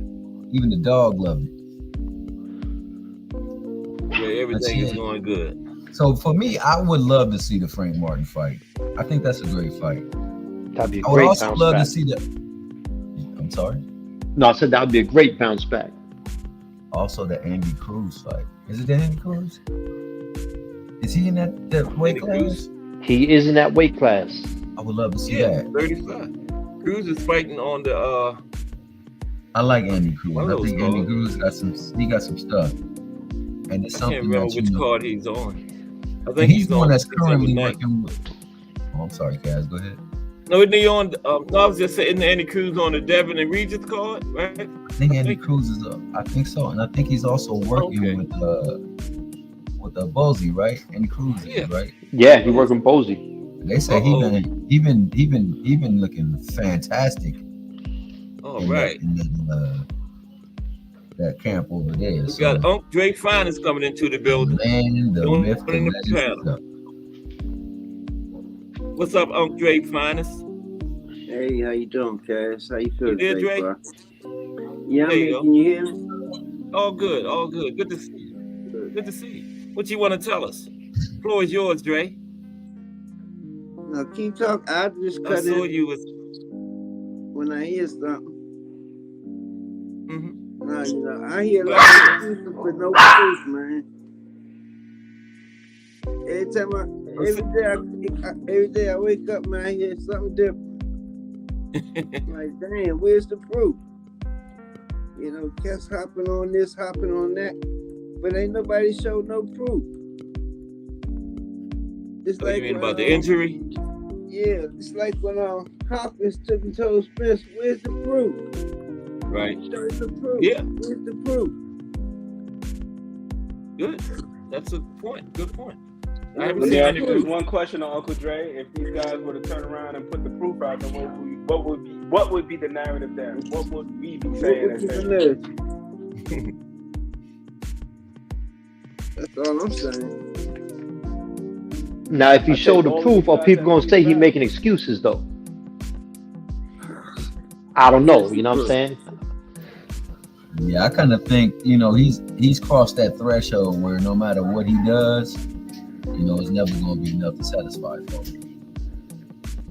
He's crossed that threshold. It's just like it is with Tank. You know what I'm saying? There's nothing Tank can ever do that's going to be, you know, good enough to satisfy everybody else's thoughts of what he should be, and what he should do. So, you know, I'm not sure. I just know that I don't see too many people at 135 beating Shakur Stevenson. No, me neither. I see one, Tank Davis. That's about it right now. So I'm not saying it's not other people can't give him problems, but to say someone else gonna beat him, I can't clearly, like who? Moritaya got a nice stop, maybe. I don't know. I have no idea. That would be a great fight, though. That would be a great fight. I would love to see that fight. I would love to see him with William Zepeda, but he turned him down already. Zepeda don't want to fight him, and then after I that, think Moritari would fight him. I don't think he would turn it down. I agree. He would not. Yeah. He would not. But you notice that Mortai didn't call his name out, right? See, That's I think they all understand the protocol going on over there at Top Rank. See, Top Rank got too many talented fighters over in that weight class and in 140 for them not to be fighting one another. So they got to be on some kind of program where they know that, hey, look, this is what we're pushing, and we're gonna do that. And then when it's your time, we'll let you know. The time is now, bro. We not promised tomorrow. You get that right. We never even promised the next moment. So, yo, while I'm in this moment, I want to fight. So if I'm more tired, like I said, if I'm anybody, like Matias, if I'm Matias, I'm coming to every fight and I'm showing up. Hey, yo, look good tonight, but I bet you can't look that good against me. And I'm willing to put everything on the line for it, just to generate the buzz, man, because that's what you got to do nowadays.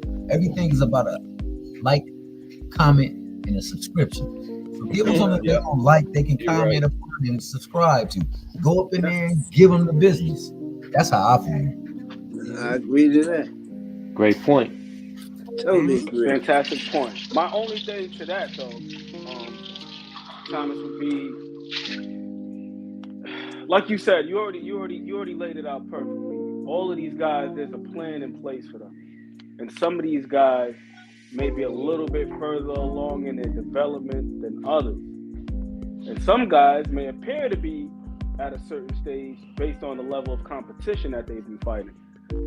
So Moritaya is like, we know right now that he's got the potential to be a fantastic fighter. He's got all the attributes, all the tools. But what happens if you throw him in there with a guy just a little bit too soon? Because we also got to look at matchmaking as a strategy as well for development. Not just development of these guys' careers, but also for their development as fighters. That's why you put them in there with a certain guy to give them a certain look. So then eventually, by the time we get to a certain point where, you know, you got him against a guy that's going to be extremely formidable, then you know that this guy is better equipped to deal with that particular opponent than he may have been several fights ago. Like, we look at what's going on with Devin Haney right now, right? 3 of the last 4 opponents have been southpaws. Southpaws. Yup. And Know he what started that's off with about. a small guy with what's my name? Jojo Diaz. Now Lomo was a little bit bigger than him, but this guy is quicker. He's faster. He's crafty. He's got footwork. Now he's fighting Regis, and this guy is athletic and he has power. So it seems like a natural progression, a step towards a fight with you know who. Yep. We just most recently saw that Tank put up a post saying that, you know, Devin Haney in 2024. Yeah. He deleted it, but he put it up there, so we saw it. Yeah. Yep. So it wouldn't be a surprise to me if these fights were a step towards that fight, not only in terms of business, but also getting them ready, because we watched the film and we saw that there were certain areas in which he needed to tighten up in open stance matchups. Leaning to his right side too much, probing a little bit too much, staying on the line a little bit too much. Things that you don't want to be plagued with when you're going into a matchup with somebody like not Shakur Stevenson, but Tank Davis, where he possesses all of the attributes that all of these guys that Devin has fought over the last 2-3 years, the southpaw guys. He's small like what's his name? He's small like Jojo Diaz, but he's fast and quick like Loma. And he can punch just like Regis. Regis can. Wow, that's a hell of a point, man. Yeah. That's a hell of a point you made. Getting them ready for that. Yeah. I think that's what's happening too. It's obvious. Yeah.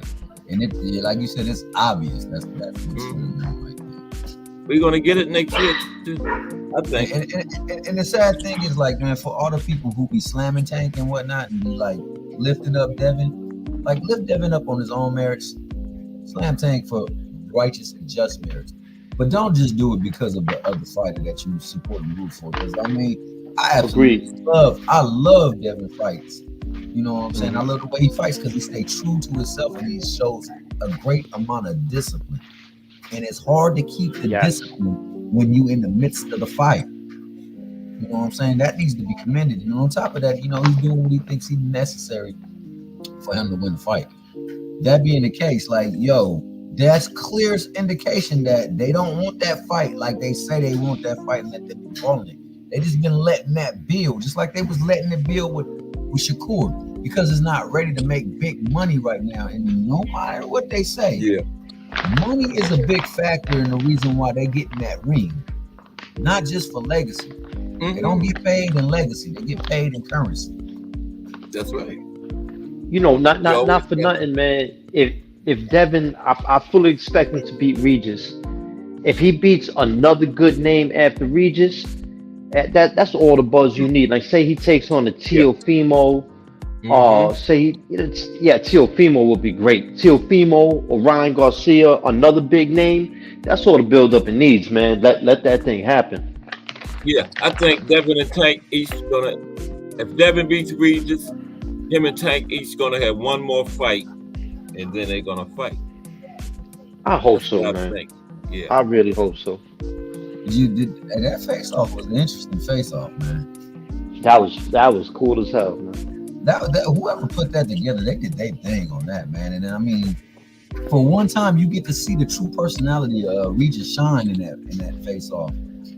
You get to see why, you know, he wasn't really into doing much talking, because like you keep saying stuff, and like we ain't showed nothing in the ring. Well, I'm gonna say you something that what ain't gonna happen in the ring. I'm gonna let my thing do in the ring, but then like when you get him in that setting when it's just a few people, then you get to see exactly who he is. And likewise, man, you know, like Remo was saying, you can hear a lot of stuff coming out of Devin, that, you know,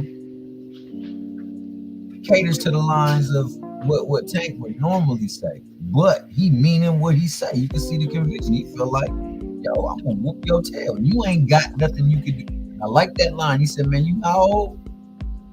Like, you ain't gonna do nothing different than what you already did. Once you get up in there and nothing works, you go back to what you do. And I like that. Yeah. And like I think he really said, tried to the get in eyes his don't head lie. with that one. Regis could mess up everything though. He could. I feel. He could. I mean, I feel like Devin wins that fight, man. But coming out of that face-off, I get the sense that if I had to have one of them on my side in a street brawl, I want Regis. I want Regis. Me too. He just strike me as a genuinely tough, rough dude, man. Is that going to translate in the ring against Devin? I don't know. I'm picking Devin. Yo, But he's genuine. He's a genuine motherfucker, man. what do you guys think of the statement? You come in here to box. I'm coming here to fight. What do you think of that statement? I think that statement capitalized everything in one statement. Yeah, the I keep sport is seeing Devin boxing. walking sideways. I keep seeing Devin walking sideways after Linares caught him. If Linares would have got that shot with 30 or 40 seconds in the round, he stopped Devin. Devin wouldn't have survived that. If Linares would have had some more time, after he caught him with that shot, that would have been over. Hey, possibly, Cass, but I mean, he hit him with a clean shot, and he stayed on his feet, bro. And had it. But it was the end of the round. It was like less than 10 seconds left. Well, he recovered within that minute and 10 seconds or so to the next round. He recovered. So he shows you he can recover. But he wasn't getting hit no more. He was sitting on a stool and recovered. But what if he would have been still in there taking punches and stuff? I hear you, but I seen people get hit with something. Look at what Ant was pointing out with Boo Boo. Boo Boo caught that right hand, and it took him a while to adjust. Yeah, that's true. It took him a while to adjust. He didn't get hit with much after that right hand until the next round, but he just didn't get himself together. And I mean, I think Devin definitely acquitted himself very well with that. I thought. A lot of people clown Linares, man. A lot of people is kind of clowning Linares because Linares' popularity didn't come until he was older and late in his career. Linares got a superb resume. Look at the man's resume. At 140, he got knocked out 3 times. He didn't belong at 140. Right. But at 130 and 135, that man got a superb resume. He had speed. He could do everything in the ring. Granted, he was over the hill against Devin, but he showed you. He catch you right. He rocked him. He rocked the shit out of him. Yes, he did. Remo said Regis is a light-skinned dude with a dark-skinned cat's attitude. He also said Tommy held 2 rounds after that, which is true. But I mean, it just didn't look like after that shot he was together, man. It just didn't look like. And it was less than 10 seconds left. He didn't have that no more. And I also think the added weight was a problem and a factor for him as well too. Oh, you talking about Boo Boo? Yeah. Oh, he might be talking about Devin. My bad. He might be talking about Devin after that punch. I think he was talking about Devin. He was talking about Devin. My bad. Yeah, Devin did do a lot of clinching, but hey, sometimes you gotta do what you gotta do, man. Yeah, ain't nothing wrong with that. You gotta hold. Yeah, clinching is part of the game. You got a comfortable lead at that point. Yeah. Yeah, because he won every round. It's not illegal to clinch, So, hey.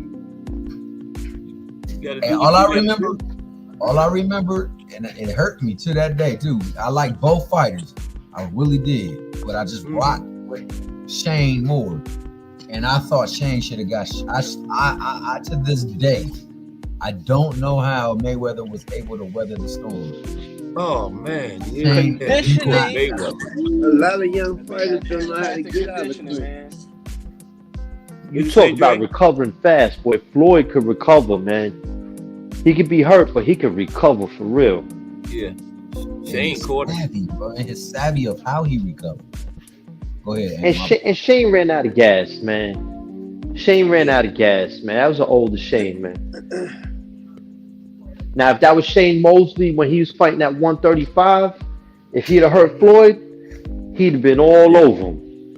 I'm not saying he would have hurt him, but I'm saying if he would have, that 135-pound Shane that was 32-0 with 30 knockouts, boy, he looked unstoppable at 135. His son's got a fight coming up soon. Yeah, but my only thing with It might that be this though, weekend. my only thing with that though, Tommy, is this. With Shane and all of the fights that he lost, there came a point in time where the other guy was able to nullify whatever he had success with, and that was just it. And he never adjusted in those fights. Yeah. It's like after Floyd took that right hand away, and that was in the right hand. I mean, that was in the second round. You should have been gassed after that. Yeah, the He second round. was still looking for that right hand. Like you gotta pivot to something else. Yeah. You took Yeah, the you're right. hand away, do something else. Yeah, start shooting. Well, Shane always underutilized his jab. He had that weird little jab he half-ass used. He always underutilized the jab. That's the one thing I say he probably could have did a lot different in his career. His son got a fight coming up too. Is it? I don't remember. His son is what dirt. His son is dirt. I'm Junior. sorry, man. I give him props for getting in the ring, Right. but I think he's solid. I think he's solid. I just don't His think son, that he's got Junior? the athletic- I think he's solid. Okay. I just don't think he's got like the athleticism of his dad. He's But skill wise, I think he's solid. Like he's just solid. Okay. Like, I I think he a trash. club I don't fighter, think he's great. man. I just think he's just solid. Just solid. Yo, see, this is why I love my man Remo, man. Like, We're gonna first and see him foremost, soon. the clinched work that Floyd did when he got hit Yeah, he did. was on some next level stuff. Like that man smothered the hell out of it. Like you're not about to get anything else off. Matter of fact, it's like you drunk and you about to carry me home type of deal. Because you know he put his whole body on him, and you know dead weight is the hardest weight to carry. Then on top of that, you know, Money also weathered the storm of Zab Judah, and we know Zab Judah. We know Zab Judah is the goods. And he started taking it to Zab too. He seen Zab was beating him to the punch here and there, so he started bringing the fight to Zab. Floyd adjusts better than anybody I've ever seen, possibly, at least in his era. Don't nobody adjust to the opponent like Floyd Mayweather. I give him that. So then let me ask you guys, all of you guys, this, because you guys have excellent insight on things that might need to happen. Like for a training, do you think that fighters need to train how to get knocked down, and then also when they are woozy, what to do in that moment, how to, you know, govern yourself in the moment where you're not at your best and a person's got the better of you and got you a little off balance? Because you should. You absolutely should. Let me say this. You know, they don't train fighters the way they train them today. They used to train you how to get out of clinches, how to avoid clinches. You don't see that today. Yeah, good point. Huh? You don't see that today. that's why I think the old school methods is good. Like You know, you got to be able to maintain a certain amount of space, you know, to avoid clinches, especially when you got a man's hurt. They don't teach that today. I mean, it was so special how he did that it almost made him guess whether or not he was truly hurt. Like, and I think even Shane said it himself. He's like, I thought he was playing possum. And see, that's kind of mind blowing too, because like we talk about people who don't have power and things like that. How when you bang somebody and you got them on bended knee, wobbly knee, spaghetti noodle leg, knee, whatever case it is, you still are worried about what they can throw at you when they don't have no pop. I think it was Chop Chop who said it best. Hey, that thing is like pepper. You put enough on you in enough time, that stuff will feel like it's the hottest thing going. But it's enough to keep you honest. So like, yo, and then also to what you just said, Tommy, like these people who claim to be like Floyd or want to do Floyd, after he got sparked like that, he didn't run or do anything, but he governed that whole fight from right there in that pocket with him. Yeah. And that's truly special. Like I won't say Floyd is the greatest this and greatest that, man, because you know there are a lot of people that can fill that spot, and rightfully so. But what I do know is that like the greats do that. When they get hit, they don't run. They find a way to get themselves back in the fight, and then they come back and they fight. So like when you say you want to be like Floyd or you want to be greater than Floyd, you got to recognize that Floyd fought too. Floyd didn't just run, like he boxed. Not He at all. truly boxed. Yeah. And he found Yeah. what you did best, and he took that from you. So now you Yeah, I got to know. do something else. I hate that term when people call it running. Yeah, me Yeah. too, man. Yeah. Me too. But that's Like that, but casual. we have seen Right. situations. Like I love me some Guillermo Rigondeaux, but that Oh, performance yeah. against what's his name was just awful. Loma? I Yeah, want to say yeah. it was Yeah, that was Casemiro terrible. that he fought against. Oh, Casemiro. Oh, yeah. Yeah, that was Like, terrible. man, that was like the most extreme version of keep away I've ever seen. I think Yeah, another that thing was the too, word. man, You right, Ant. That was mentality, running. I hate the word, but that was running. fortitude, focus, poise, like all of those things play a part too. Because like Remo said, it's one of those things that can't be simulated. So being able to keep your calm, being able to stay cool, being able to regulate your breathing. You know, we heard Andre Berto talking about how every time Floyd would tie him up, he could hear him taking deep breaths. I remember watching that fight with Benavidez, Caleb Plant. Breadman kept saying to him over and over again, you gotta control your breathing, you gotta control your heart rate. Right. You know, like all of those things are important. And to Uncle Dre's point, I feel like we got a lot of trainers these days, but I'm not sure how many coaches we have. Because I do feel as though there's a difference between the two. You know, like a trainer can tell you all the technical stuff, but a coach is the one that's going to give you the understanding behind it. And I got to Absolutely. give my guy Coach Tommy. That's exactly why he is Coach Tommy. And I'm going to keep singing this man's praises. I'm doing push-ups with this man, and he was saying like, yo, because, you know, I got kyphosis. He even told me what that's called. When you got that curvature in the small of your back, he's like, yo, if you want to keep your hips up, you got to squeeze this area, so on and so forth, and stabilize yourself. That's what a coach does. They don't just tell you what to do. They tell you why you're doing it. Why you doing and it? then you get the Reason for it. understanding behind why you're doing it. And with boxing, we got a lot of guys. Teddy Atlas talks about it all the time. Anybody can throw a towel over their shoulder and walk into a boxing gym and claim to be a trainer. But a lot of these newer guys, they're not getting the how. Well, they're getting the how, but they're not And getting why. the why and The when. why. The understanding behind what you're doing. Yeah. Like when you're operating in the pocket to walk your feet back just a little bit so you can have better leverage and create enough space for you to punch, but also for you to control the other guy to where he can't Keep get your his elbows in. Yep. You know what, And Ant? we need You more know of what? that. Oh, okay. My bad. No, that's all I was saying. We need more of that. We need more coaches. We need more coaches. Absolutely. I was gonna say that, man. The more I see Roger Mayweather, clips of Roger Mayweather or highlights of fights of Roger Mayweather, you know, back in the days, he had that old school, well-rounded technique. He could do it all. The more I see him, the more I see where Floyd gets it from, because Floyd does everything Roger did, but better.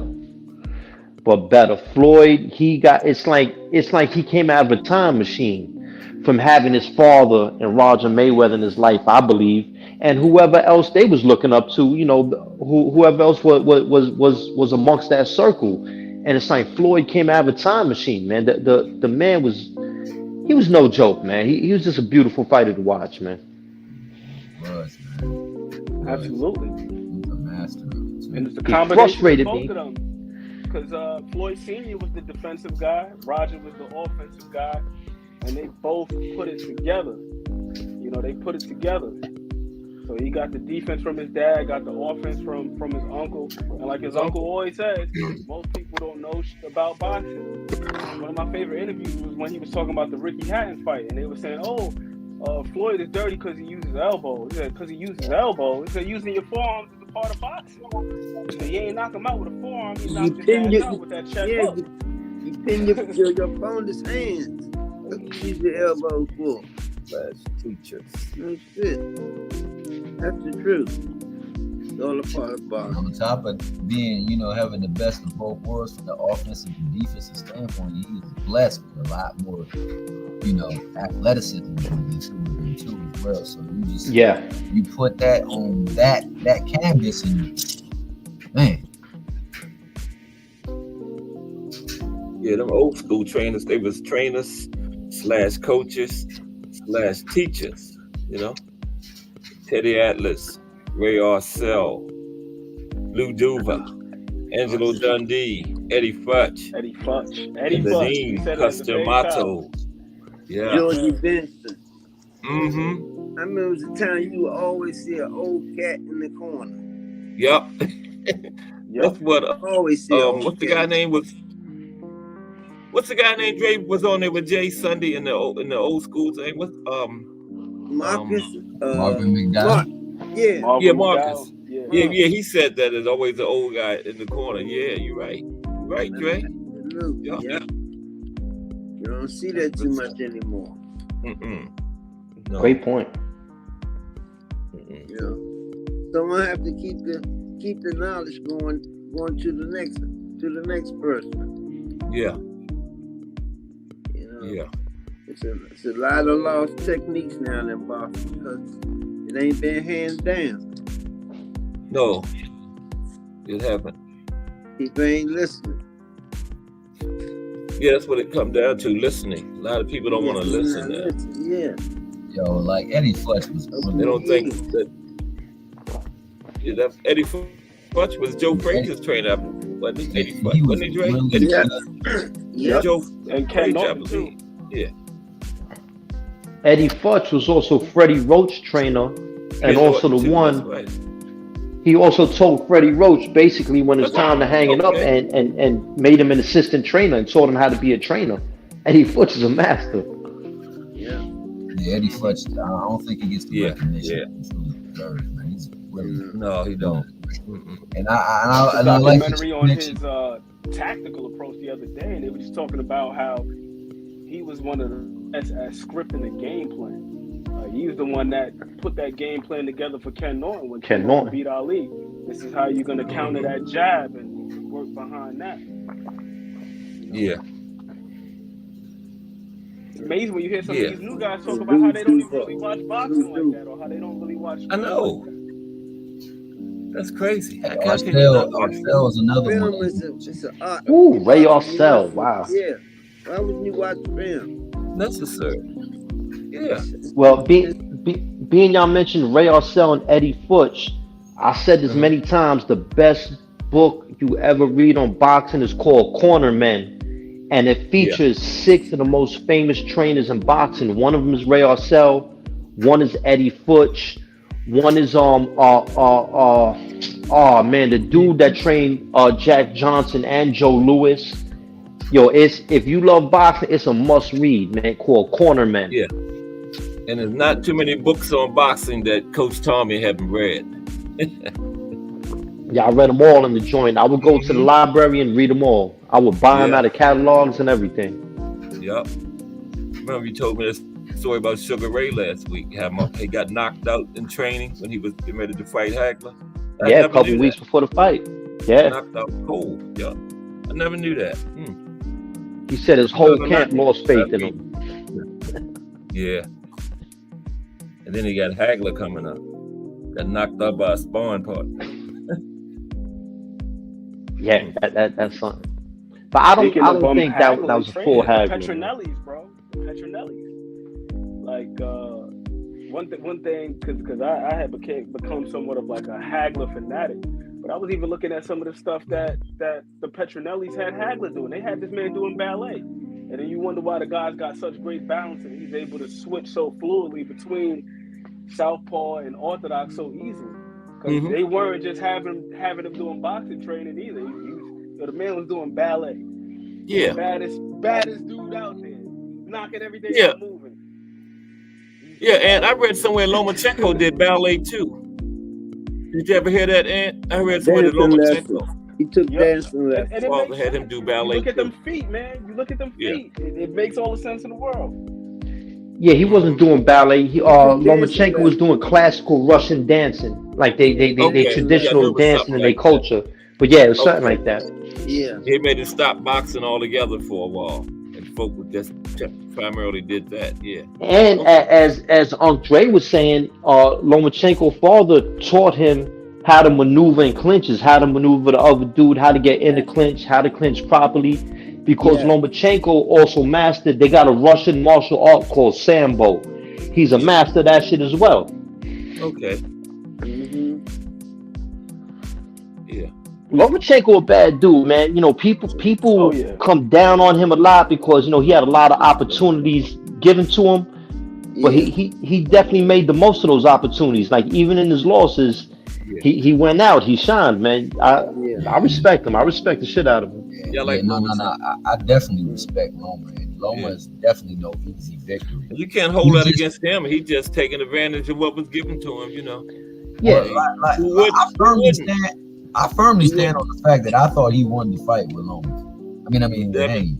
Yeah, Devin. I firmly Me stand too. on that. I think that at Yeah, I the think he worst, won too. he could have experienced a draw, but I don't think that I can definitively give Devin more rounds in that fight than I can Loma. That being the case, I think where Loma he should have stayed at 130.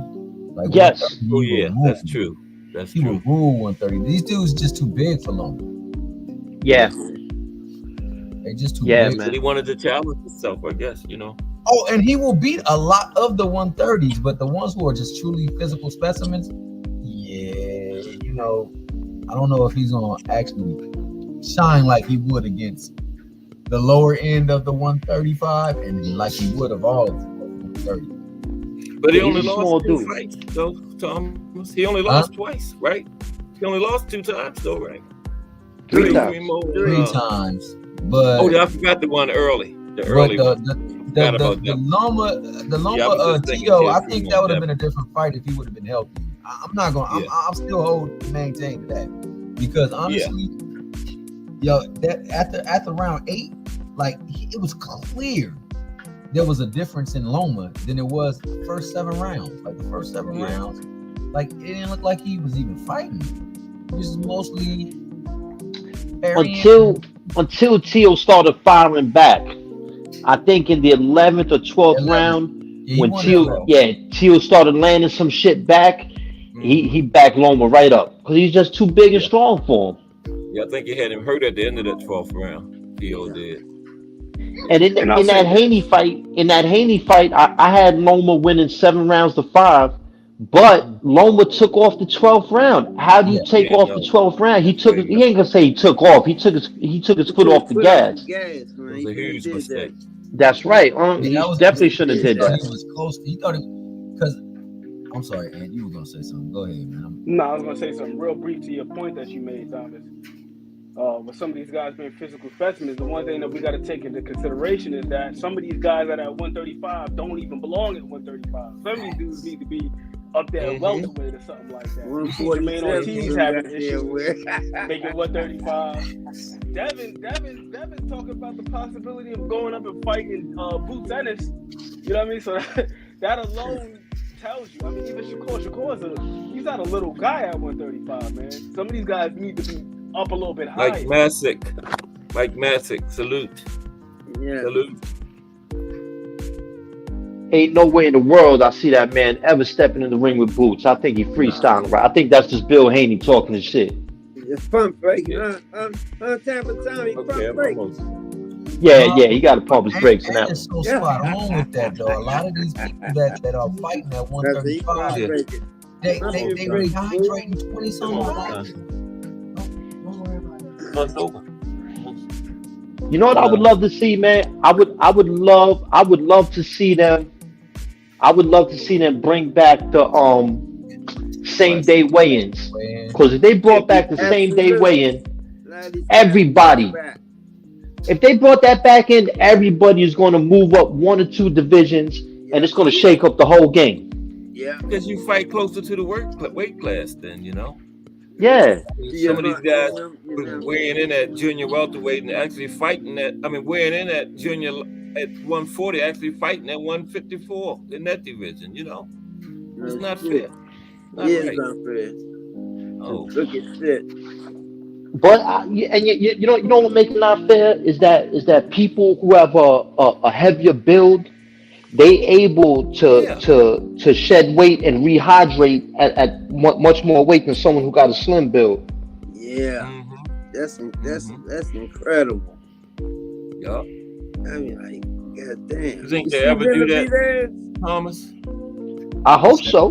Maybe. They need that. Remember what we were talking about, Kaz, that one night? Yeah. That was one of the things that we were talking about. That Yeah, making the glove selection. When you select the Yeah. gloves, as soon as they get selected, box them bad boys up and keep them with the console. They don't get revealed until the day they fight in the ring and they In the glove ring. up there. Yeah. He done that before. Gloved up in the ring. Ali and Foreman did that in their fight. Yeah, that's how they gloved up used to in the do ring. it. Everything that was good about boxing, they need to return it back. They need to return it back. And Yeah. That's how they used to fight. They glove up in the ring. You In the need ring. to penalize these judges for calling fights that are truly like, bro, ain't no way in hell You hit him in give the a fight pocket. 116 or 112 to Cambosis over Maxie Hughes. No What way. rounds did you see that Mickey Freaky win? Just do what's up.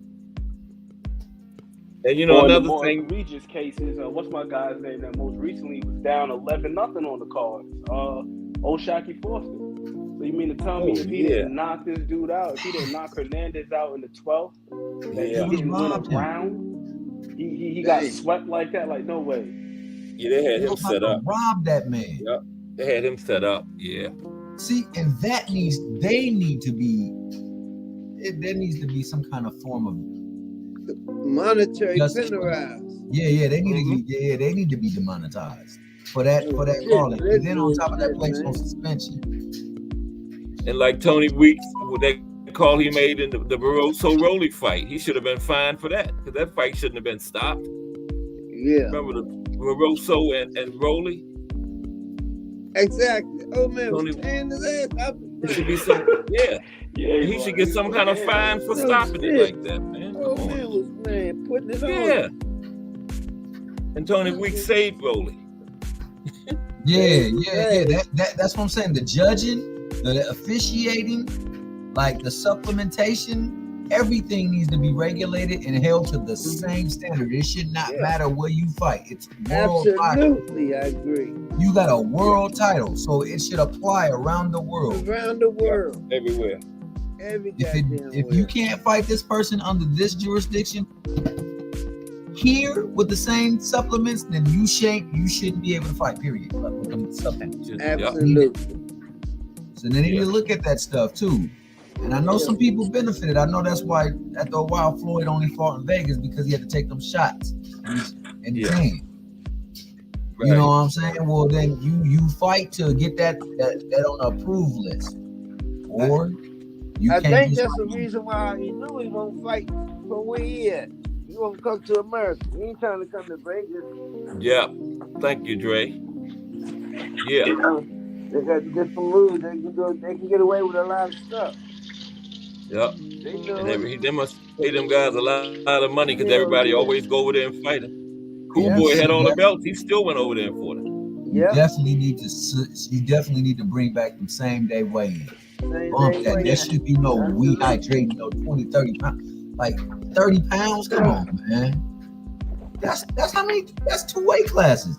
Old school weight classes with 15 pounds, right? Yeah. You shouldn't be fighting at 140 weighing 160. Come on, man. That's ridiculous. Tim Layton, JBT. Just do boxing. Tim Layton. If you wearing 168, you come to the ring and 200. Right. Bro. Yeah, they said Boo Boo rehydrated to 190, I think. It's all bad. Right there, 168. Man. He wasn't able to handle that for too long too. No. Started slowing down and then he got clipped. Yeah. I couldn't have been more wrong in that fight, man. But I just want to know why was Boo Boo standing in there trying to bang it out with him, man? Like, why? For what reason, man? That was crazy. Part of it was that 190, Tommy. His coaches were talking about they wanted him to be in there and be more physical, and bully him and all this other stuff. It's like you gotta utilize the thing that he does have, which is the footwork, the angles, all of those things. Yeah, he definitely fought the wrong fight. You don't turn a Ferrari into a tank. You know what I mean? Like, you just don't do that. And his face looked like he was hurt. You know what I'm saying? Like, his face was all bad. Yo, his face looked like he was just discombobulated mentally and everything, man. I'd have quit too if I got beat up like that. Now, I want no more of that shit either. Well, you know, they said the corner stopped it, but like I said, man, when you look at that fight, he spit his mouthpiece out like 3 times. Yeah. Somebody should have stopped it. He didn't want the fight. Remember, the referee said he wasn't going to watch another round like that last one. And when the referee said that, I seen someone on one of these channels, they went and slowed it down, and you can see Boo Boo's like saying like, "Nah, that's it." I forgot exactly what he said, but it appeared that he's the one who's like, "Yo, I'm done, I'm good." Yeah. And I ain't mad at him for that, man. You're losing the war of attrition. Probably knew the next round wasn't going to be any different, you know. But I thought that was a horrible strategy. Coming in at 190, like, why would you rehydrate 22 pounds past? Yeah. I got a dude, I'm not going to say his name, but he fought Paul Malignaggi, and he told me that after the weigh-in, his coaches hit him with 4 bags of IV fluid, and he put on 20 pounds, and this fight was at 140.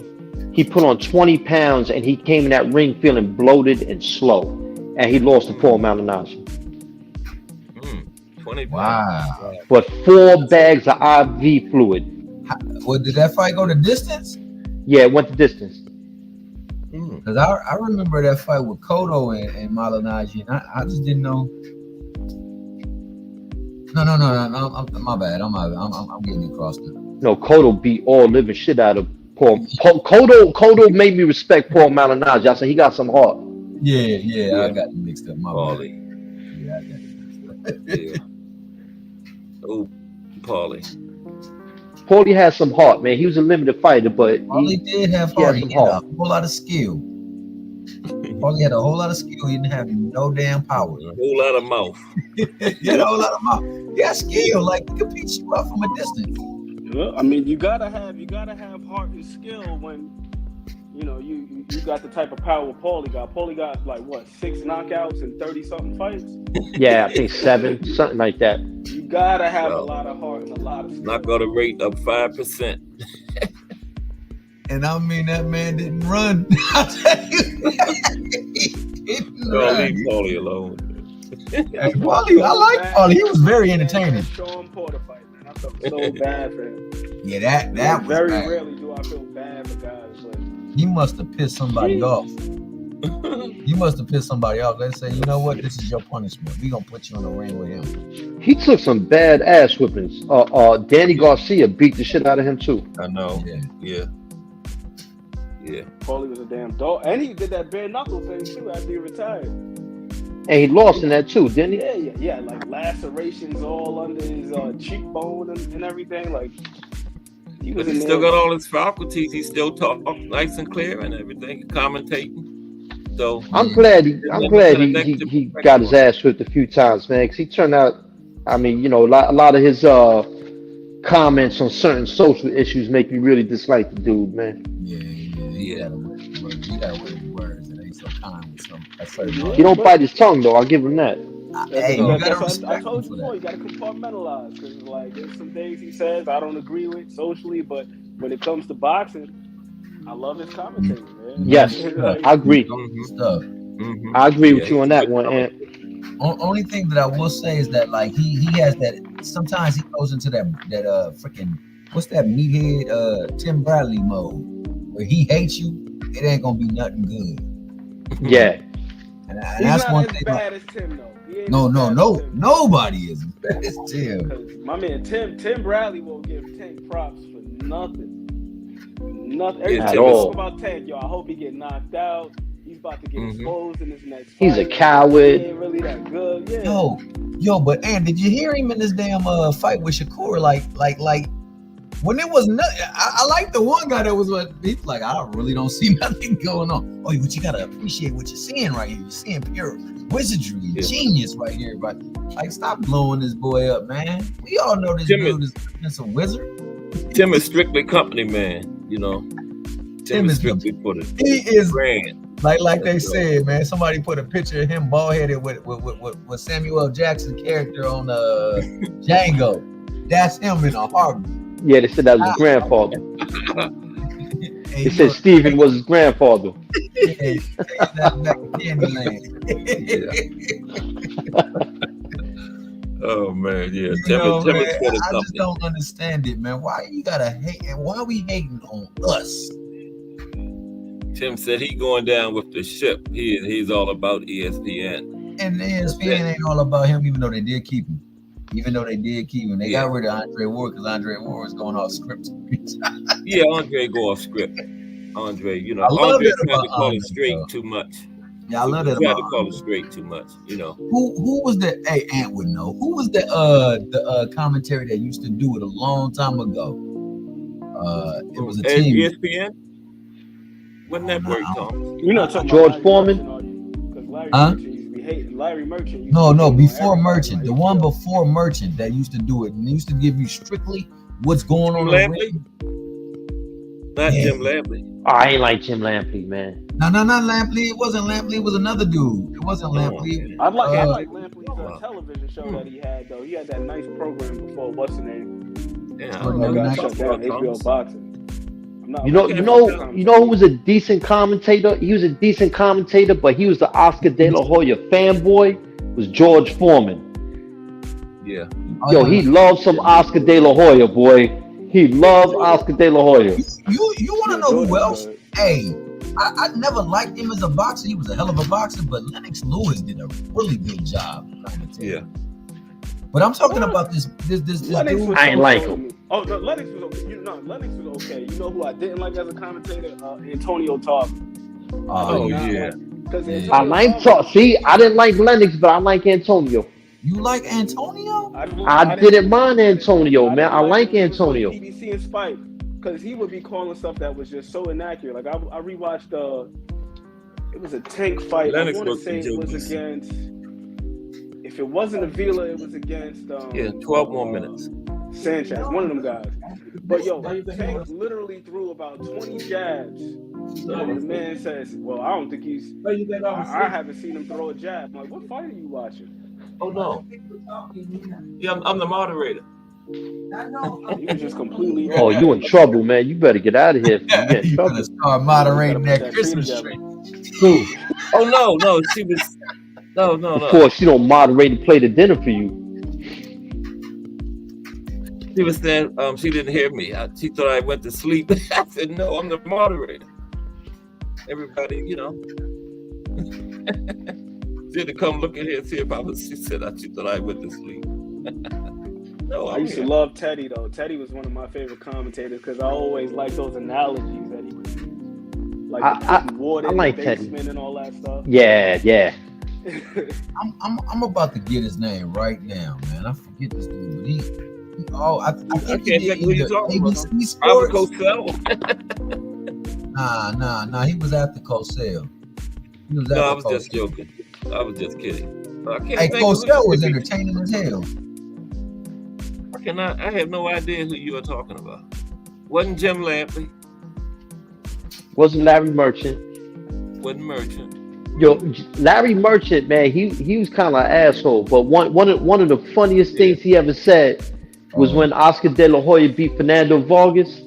He said Fernando Vargas came in with a 6-pack on his stomach, but he didn't have a 6-pack on his chin. I said, "Damn, why he did Fernando like that, man?" He hated on Sweet Pea. He hated on Floyd. He was kind of an asshole to a lot of fighters. He would try to contradict George Foreman, go against George Foreman every chance he got, like he knew more than George Foreman. I ain't like him, man. I ain't like Larry Merchant at all.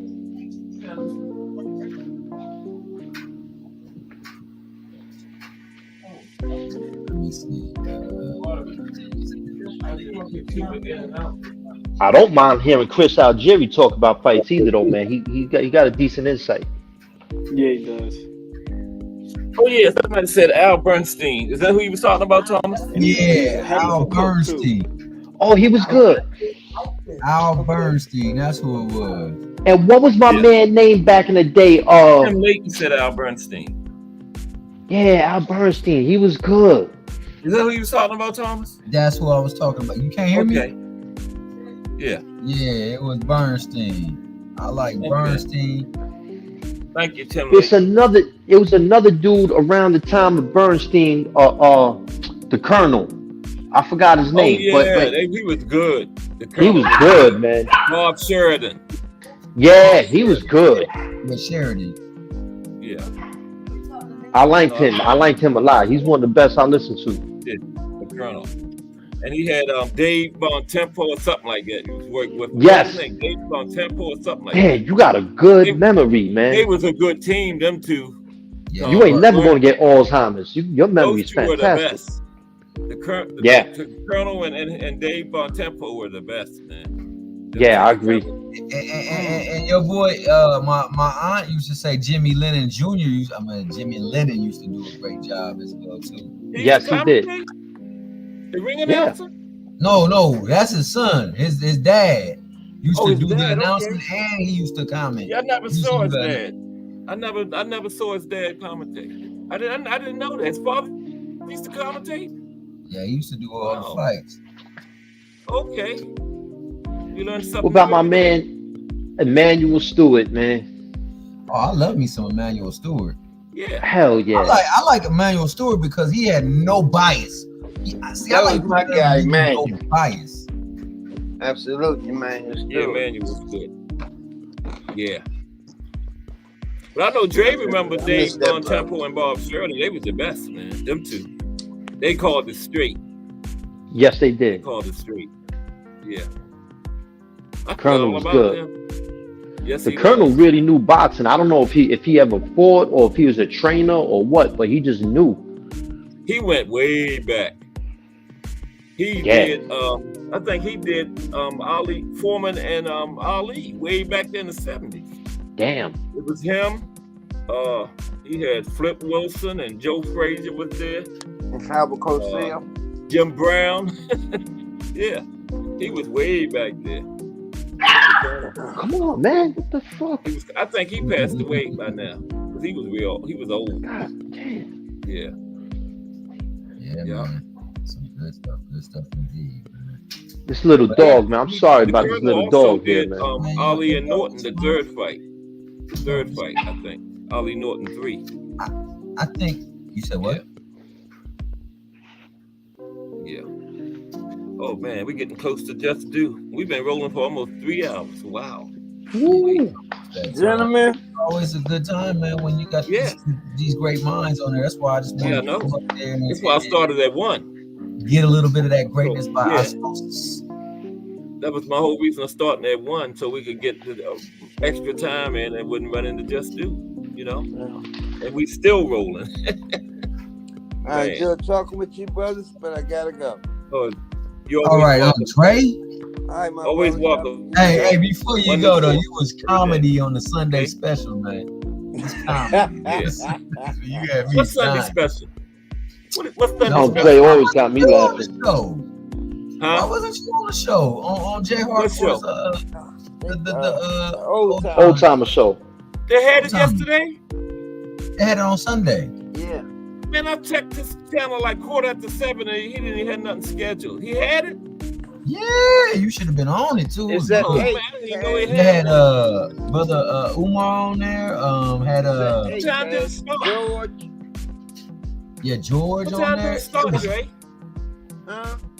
8 o'clock. What time did it start? At 8. It started at 8. Oh man, I checked like 7:15. I thought it was 7. Man, it was great, man. They 7:15. He didn't have nothing scheduled, so I didn't. I never came back.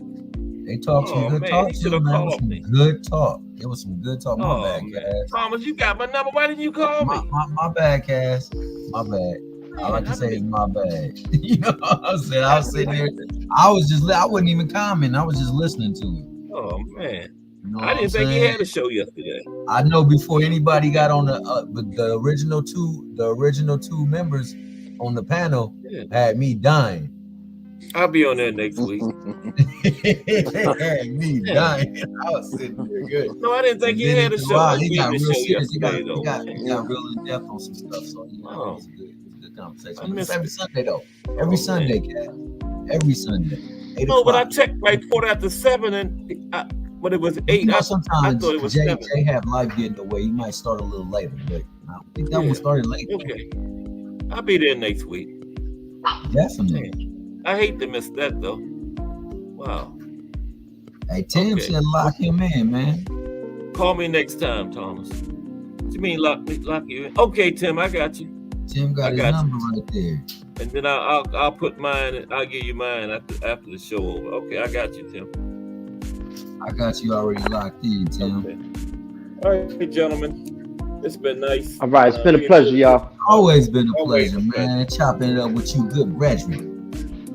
All right, gents. Peace. And I McQueen, gotta go ahead respect. and help my wife with the tree. Much respect. Much respect. Dre, and appreciate all of y'all. Okay. Another good one, gentlemen. Appreciate everybody. Let me run this down. Tim Layton, Just Do Boxing, Mike Masick, Dre Finest, Mike Rhyme, Thomas Hill, Al Booger, Remo, Mercedes J, J Hardcore, BN Boxing News, Ant McQueen, Thomas Morris, and my great panel, Ant McQueen, Thomas Morris, Dre Finest, Thomas Hill, and last, but certainly not least, my beautiful wife, Victoria Thomas. Appreciate everybody helping me get my little small channel off the ground. But guess what? You got to be small before you can be big, right? Gas Sports. See y'all.